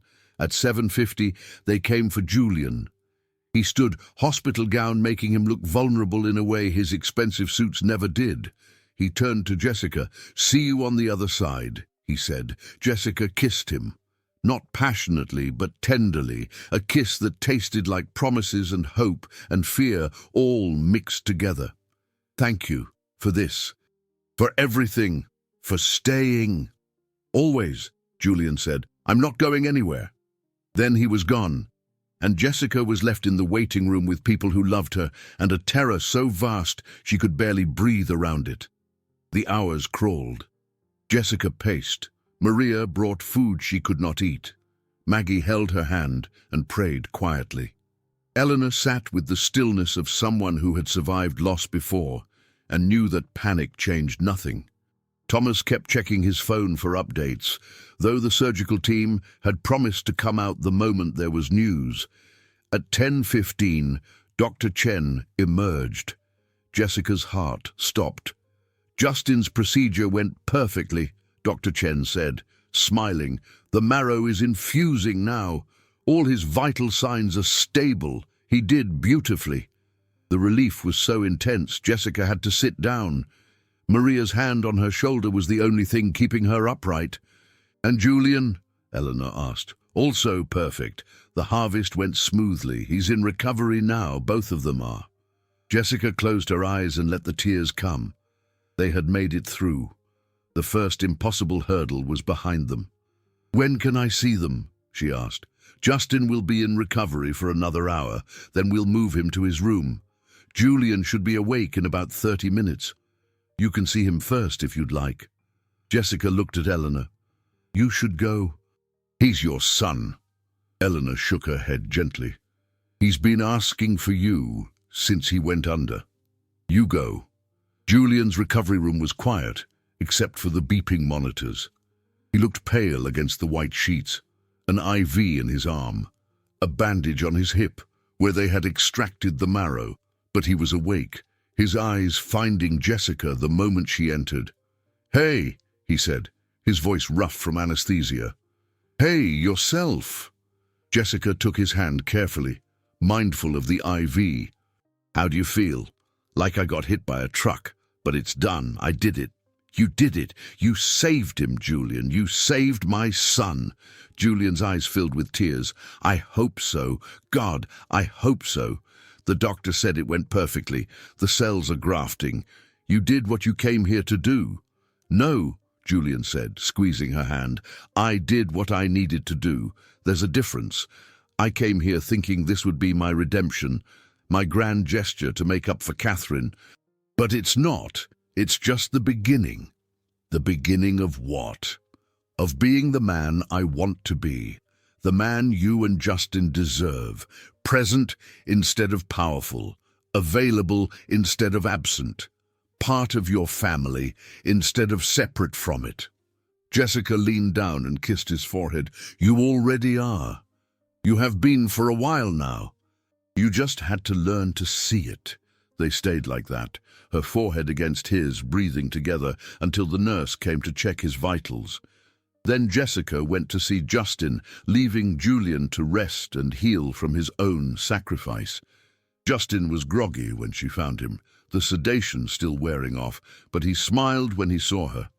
"Mom, did Mr. Julian do it? Did he give me his supercells?" "He did, baby." They're in your body right now, teaching your cells how to be strong. Does he hurt from giving them to me? Jessica's heart swelled. Even now, Justin thought of others first, a little bit. But he said it was worth it, because he loves you. I love him too. Can you tell him? I will, but you can tell him yourself soon. He's just down the hall, resting. We're like brothers now, right? Since we have the same cells. Jessica had not thought of it that way. But Justin was right. In his simple child logic, Julian's bone marrow was now part of Justin's body. They were connected on a cellular level, family in the most literal sense. Yes, sweetheart, you're like brothers now. Good, Justin said, already drifting back to sleep. I always wanted a brother. That evening, after both patients had been moved to their rooms, after the immediate crisis had passed and breathing felt possible again, the unlikely family gathered. They could not all fit in one room, so they split time between Justin and Julian, carrying updates and encouragement back and forth. Eleanor sat with her son while he slept, her hand on his shoulder. The touch of a mother who had almost lost him 5 years ago and was grateful for every moment since. Maggie read to Justin from his dinosaur book, her voice steady and soothing. Maria brought dinner for everyone, refusing to let any of them survive on hospital vending machines. Thomas handled the logistics no one else thought about, arranging for flowers to be sent to the nursing staff, coordinating with Julian's office, making sure the real world waited while they focused on what mattered. And Jessica moved between rooms, between her son and the man who had saved him, feeling something shift inside her that had been frozen for 8 years. She was not alone anymore. She had not been alone for a while, she realized, but now she could finally admit it, could finally let herself feel it, could finally believe it might last. That night, when both Julian and Justin were sleeping and the visitors had gone home, Jessica sat in the hallway between their rooms. Maria found her there, sitting on the floor with her back against the wall, exhausted beyond measure, but unable to leave either of them. "How are you doing?" Maria asked, sliding down to sit beside her. "I don't know. I'm terrified and relieved and grateful and scared all at once. That's normal. Today was huge." "Maria, what if I mess this up? What if I let Julian in completely and then I ruin it with my fear? What if I hurt him? What if I can't be what he needs?" "Jess, he's not asking you to be perfect. He's asking you to be present, to try, to be honest. Can you do that?" Jessica thought about it, about Julian's face when he woke from surgery, asking about Justin before himself, about his hand in hers all day, steady and sure, about the way he had shown up every single day, even when she pushed him away. "Yes," she said, "I can do that." "Then that's enough. The rest you'll figure out together." Jessica leaned her head on Maria's shoulder. "Thank you for everything, for not letting me shut everyone out, for forcing me to be human. That's what friends are for. Now go home, get some real sleep. Both of them will be here tomorrow, and they'll need you rested." But Jessica did not go home. She slept in the chair between their rooms, 1 foot in each doorway, unwilling to be far from either of them. It was uncomfortable, and her neck would hurt in the morning, and she did not care. Because for the first time in 8 years, she had more than just herself and Justin. She had Julian, she had Eleanor, she had Maria and Maggie and Thomas and Dr. Chen, and a whole network of people who cared. She had a family, and it was messy and imperfect and held together by choice rather than blood. But it was hers, and it was beautiful. The first week after the transplant was a blur of monitoring and medications and cautious optimism. Justin's body accepted the new marrow without immediate rejection, which Dr. Chen called a very good sign. But they were not out of danger yet. Infection risk was high. Graft versus host disease was possible. Every fever, every symptom, every change was significant. Julian recovered more quickly from his procedure, the pain in his hip fading to a dull ache. But he refused to leave the hospital, taking a room nearby so he could visit Justin every day. "You don't have to stay," Jessica told him on day 4. "You should rest at home. Your own bed. Your own space." "I'm exactly where I need to be," Julian said. He was sitting beside Justin's bed, helping the boy with a puzzle. "Besides, who else is going to make sure this kid doesn't cheat at Go Fish?" "I don't cheat," Justin protested, laughing. "You absolutely cheat. I've seen you hide cards." Jessica watched them together and felt her heart expand in ways she had not known were possible. This was not the dramatic rescue she had imagined. This was not Julian riding in on a white horse with solutions and money.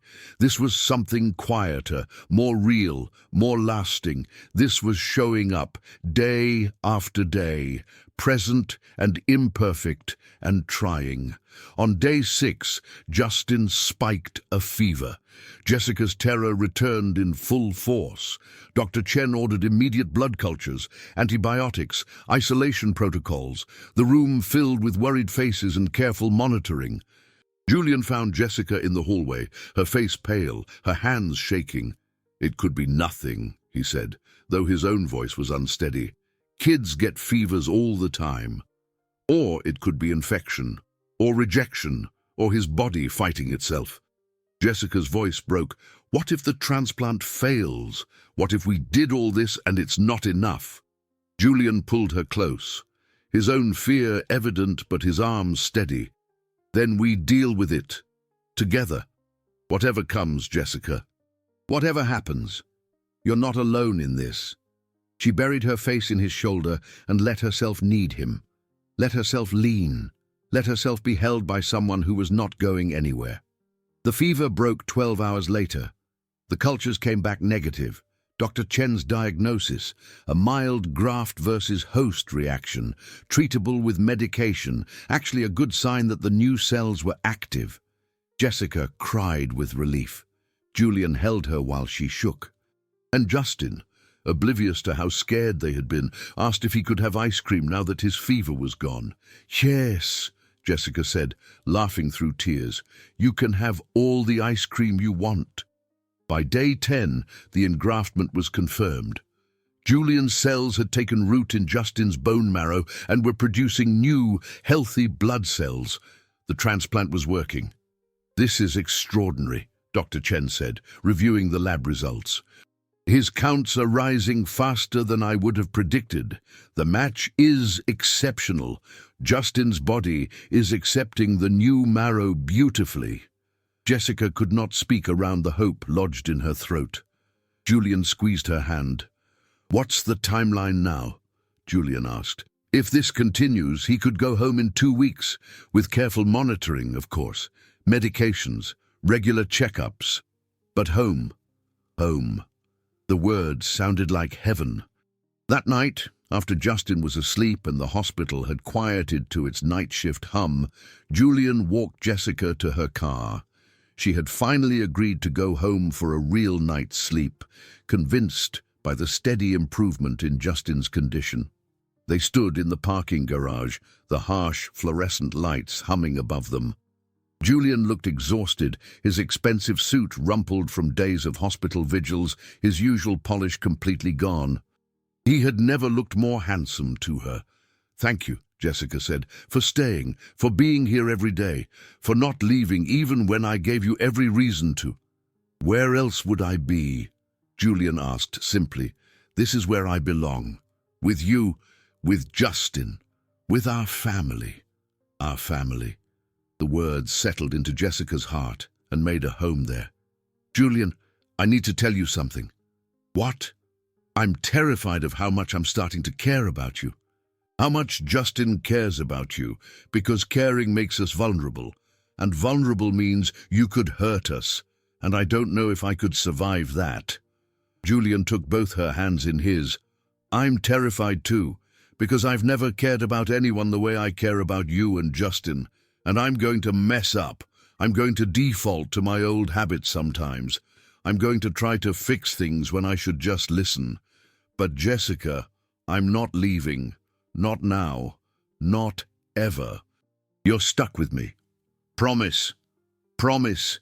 For better or worse, through fevers and recoveries, through fear and hope, I'm here. I choose to be here, every single day. Jessica rose on her toes and kissed him. It was not their first kiss, but it felt like a promise, like a beginning, like choosing each other despite fear, because of fear, through fear. I choose you too, she whispered against his lips. Every single day, they stood in the parking garage and held each other while the city hummed around them, two damaged people choosing to be brave, choosing to risk, choosing each other. It was not perfect, it was not safe, but it was real, and that was better than perfect could ever be. 3 weeks after the transplant, Justin came home. The apartment had never felt so full of joy. Maria and Maggie had decorated with balloons and streamers. A banner reading, "Welcome home, Justin," hung across the living room. Justin's face lit up when he saw it. This is the best day ever. Dr. Chen had given them strict instructions, medications every 4 hours, temperature checks twice daily, limited visitors, no crowds, masks in public. The road to full recovery would be months long. But he was home, he was alive, the transplant was working. Julian helped carry Justin inside, the boy riding on his back, giggling at being the king returning to his castle. Jessica watched them and felt her careful walls crumble just a little more. Over the next weeks, a routine developed. Julian visited 4 days a week, always asking first if it was convenient, never assuming he had the right to simply appear. He brought dinner on Tuesdays and Thursdays, played board games with Justin on Saturdays, helped with medication schedules when Jessica needed an extra set of hands. He did not try to take over. He did not impose solutions. He asked what was needed and then provided it. He listened more than he directed. He supported instead of controlled. He was learning. They both were. One evening, 6 weeks after the transplant, Julian stayed late helping Jessica give Justin a bath. It was a complicated process now, keeping the central line dry, being gentle with his still healing body. Justin splashed water at Julian, getting his expensive shirt soaked. "Kid, this shirt costs more than—" Julian stopped himself, laughed. "Actually, I don't care. Splash away." After Justin was tucked in bed, Jessica and Julian sat on her tiny balcony, sharing a bottle of wine Maria had brought. The Chicago skyline glittered in the distance. "Can I ask you something?" Julian said. "Always." "What are we doing, you and me? Is this just two people co-parenting until Justin is better, or is it something more?" Jessica had been wondering the same thing. They had been in a holding pattern, focused entirely on Justin's recovery, not defining what existed between them. "What do you want it to be?" she asked. "I want it to be more. I want to be with you, not just as Justin's donor or his friend, but as your partner, as someone building a life with you." Jessica's heart raced. "That's a big step." "I know, and if you're not ready, I understand. I'll wait, however long it takes."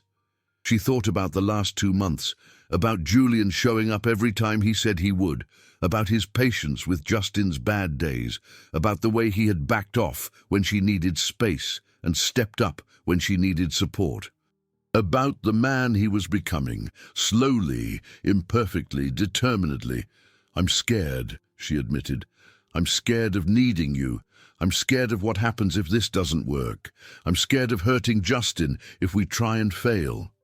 "I'm scared too, but I think maybe being scared together is better than being safe alone."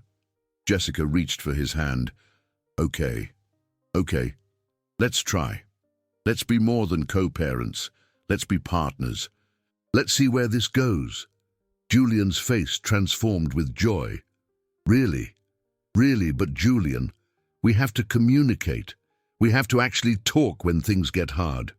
We have to be honest about our feelings, even when it's uncomfortable. Can you do that? "I can try. I'll probably fail sometimes, but I'll keep trying. That's all I'm asking." They kissed on her tiny balcony while Chicago sparkled below them. It was not a movie kiss.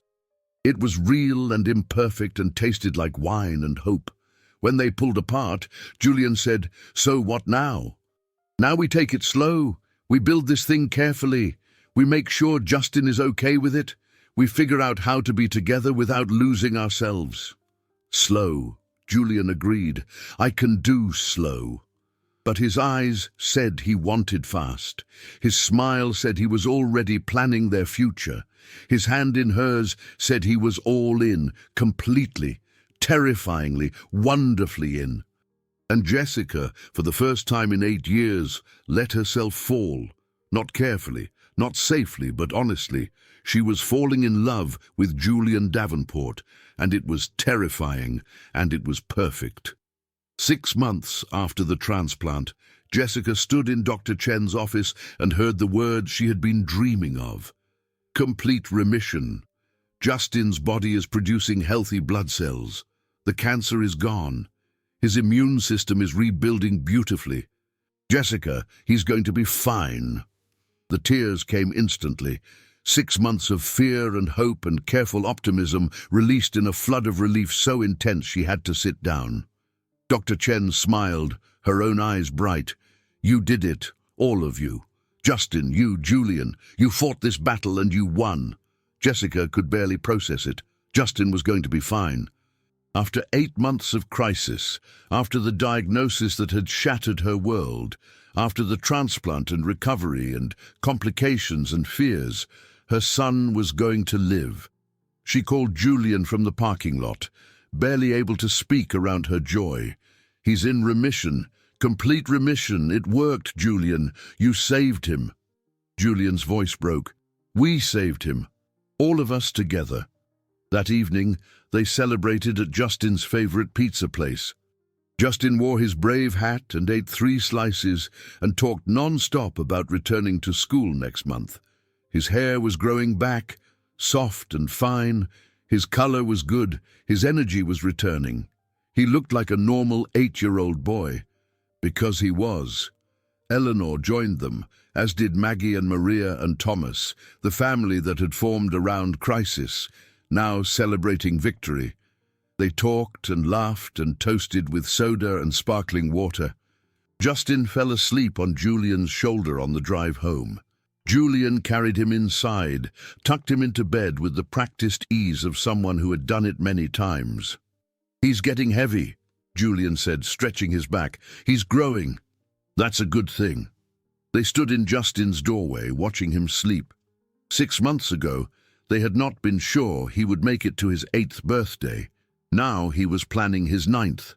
"Thank you," Jessica said quietly. "For everything, for the marrow, for staying, for being exactly what we needed."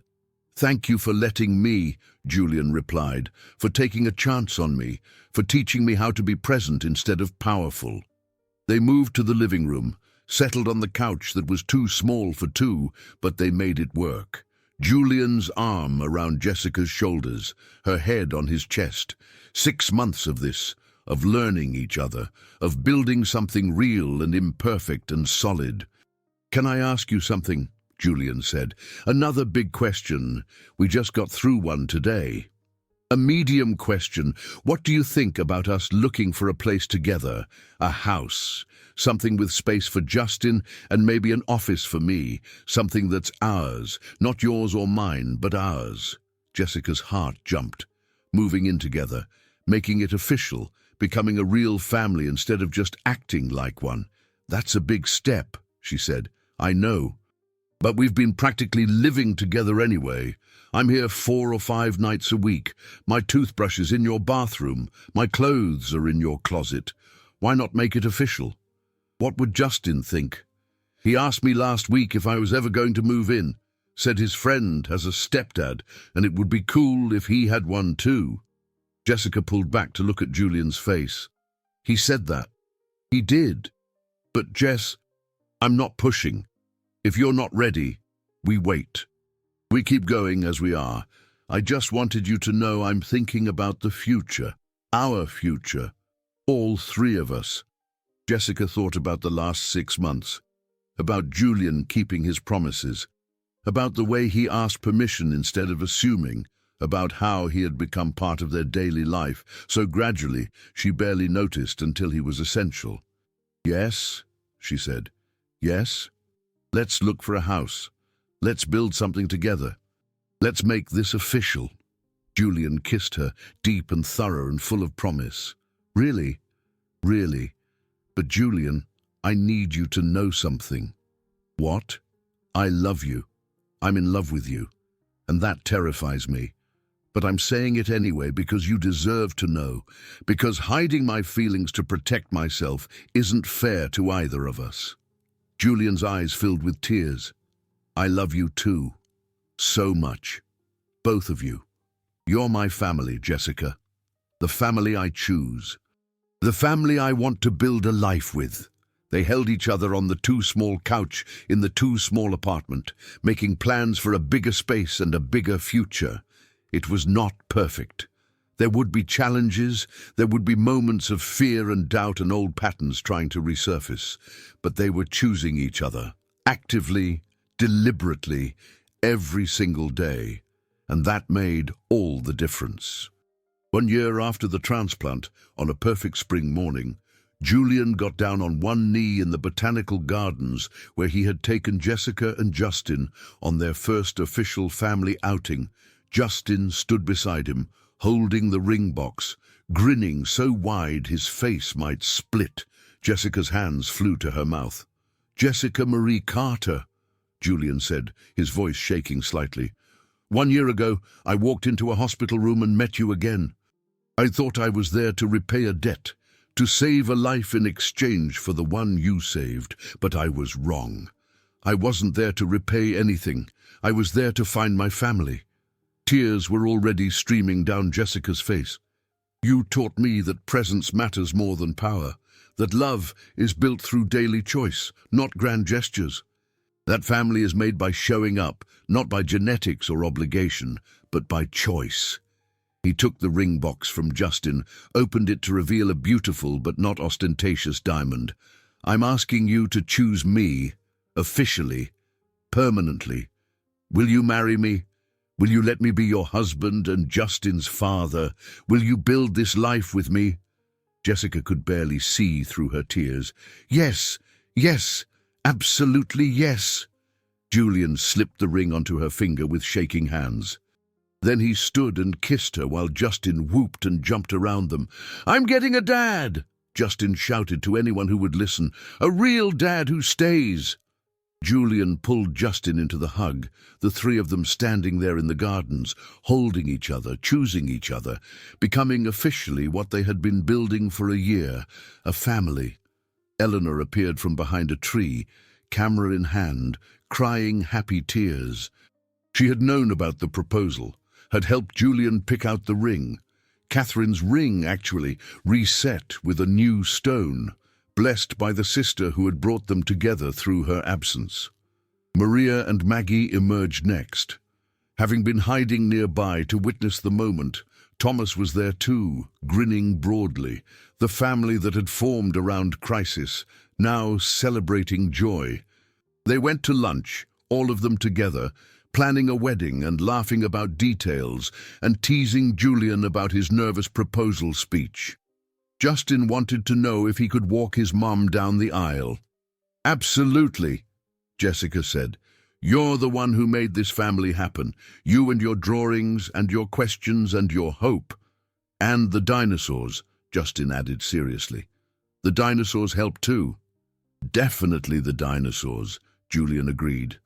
That evening, after everyone had gone and Justin was asleep, Jessica and Julian sat on the porch of the house they had bought 3 months ago.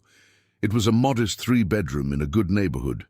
Nothing extravagant, just right for them. "Are you happy?" Julian asked. "Terrified and happy? Is that possible?" "I think that's what real happiness is. Being scared but doing it anyway, because it's worth it." Jessica looked at her ring, catching the light. "A year ago, I was fighting to save Justin's life. Now I'm planning a wedding. Life is strange." "Life is good," Julian corrected. "Hard sometimes, scary sometimes, but good." You know what the strangest part is? What? I used to think strength meant needing no one, doing everything myself, being completely independent, but I was wrong. Real strength is admitting you need people, letting them in. Building something together instead of protecting yourself alone. You taught me that, Julian said. You and Justin, you taught me that being vulnerable is braver than being powerful, that presence matters more than presence, that love is showing up every single day, not just when it's easy. They sat in comfortable silence, watching the stars appear in the darkening sky. Somewhere inside, Justin slept peacefully, his body healthy, his future bright.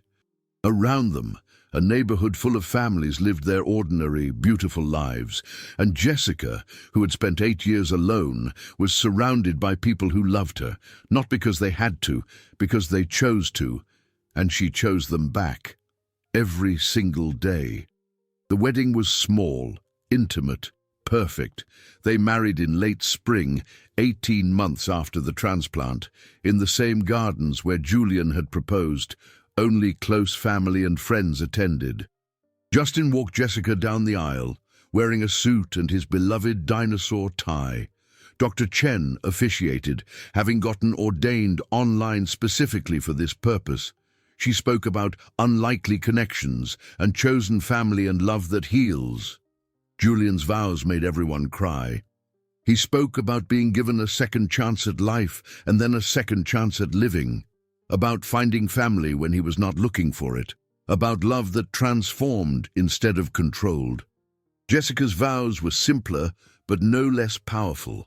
She spoke about fear and faith, about walls and gates, about choosing vulnerability over safety, about finding home in a person instead of a place. When Dr. Chen pronounced them married, Justin cheered so loudly, several people laughed through their tears. The reception was casual, catered pizza and a playlist of songs they all loved. Justin danced with his new grandmother, Eleanor. Maria caught the bouquet and immediately tried to give it back. Thomas gave a toast about watching Julian become human. Eleanor pulled Jessica aside during the dancing. "Thank you for loving my son, for seeing the man he could become, and helping him get there. He helped me too," Jessica said. "We saved each other. That's what family does." As the evening wound down and guests departed, Jessica found herself alone with Julian for a moment. They stood at the edge of the garden, watching the sun set over Chicago. "We did it," Julian said. "We're actually married." Terrified yet. Terrified and happy. Best combination. They kissed as husband and wife, the title still new and strange and wonderful. 18 months ago, this moment had seemed impossible. Now it was real. "I love you, Jessica Davenport Carter," Julian said. They had decided to hyphenate, equal partners in name as well as life. "I love you too, Julian Davenport Carter." Justin ran up to them, grass-stained and happy. "Can we go home now? I'm tired of being fancy."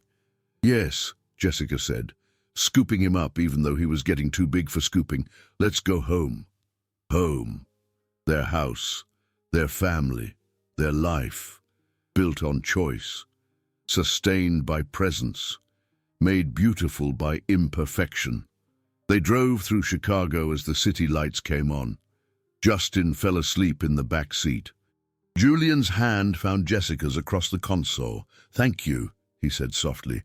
"For what? For taking a chance on me, for teaching me how to love, for building this family with me.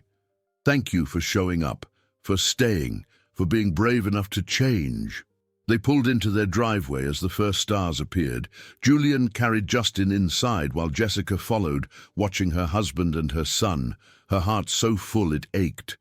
1 year later, she would stand in this same kitchen, pregnant with their second child, watching Julian teach Justin how to make pancakes. She would see the ordinary magic of morning sunlight and burnt breakfast and laughter. She would realize that this, right here, was everything she had never dared to dream of. But tonight, On her wedding night, Jessica simply stood in the doorway of Justin's room and watched Julian tuck him in. The man and the boy who had taught her that love was worth the risk. "Good night, Justin," Julian whispered. "Night, Dad," Justin murmured, already half asleep. "Dad." Justin had started calling him that 3 months ago, tentatively at first, then with increasing confidence. Julian had cried the first time, had pulled the boy close and promised to be worthy of the title. Julian met Jessica in the hallway, tears in his eyes again. "He called me Dad. I heard. I didn't think." His voice broke. "I never thought I'd have this. A son, a family, someone who chooses to call me Dad." Jessica pulled him close. "You have it. You have us. Forever." They stood in the hallway of their home, holding each other, two people who had found each other through crisis and built something beautiful through choice. It was not perfect. It would never be perfect.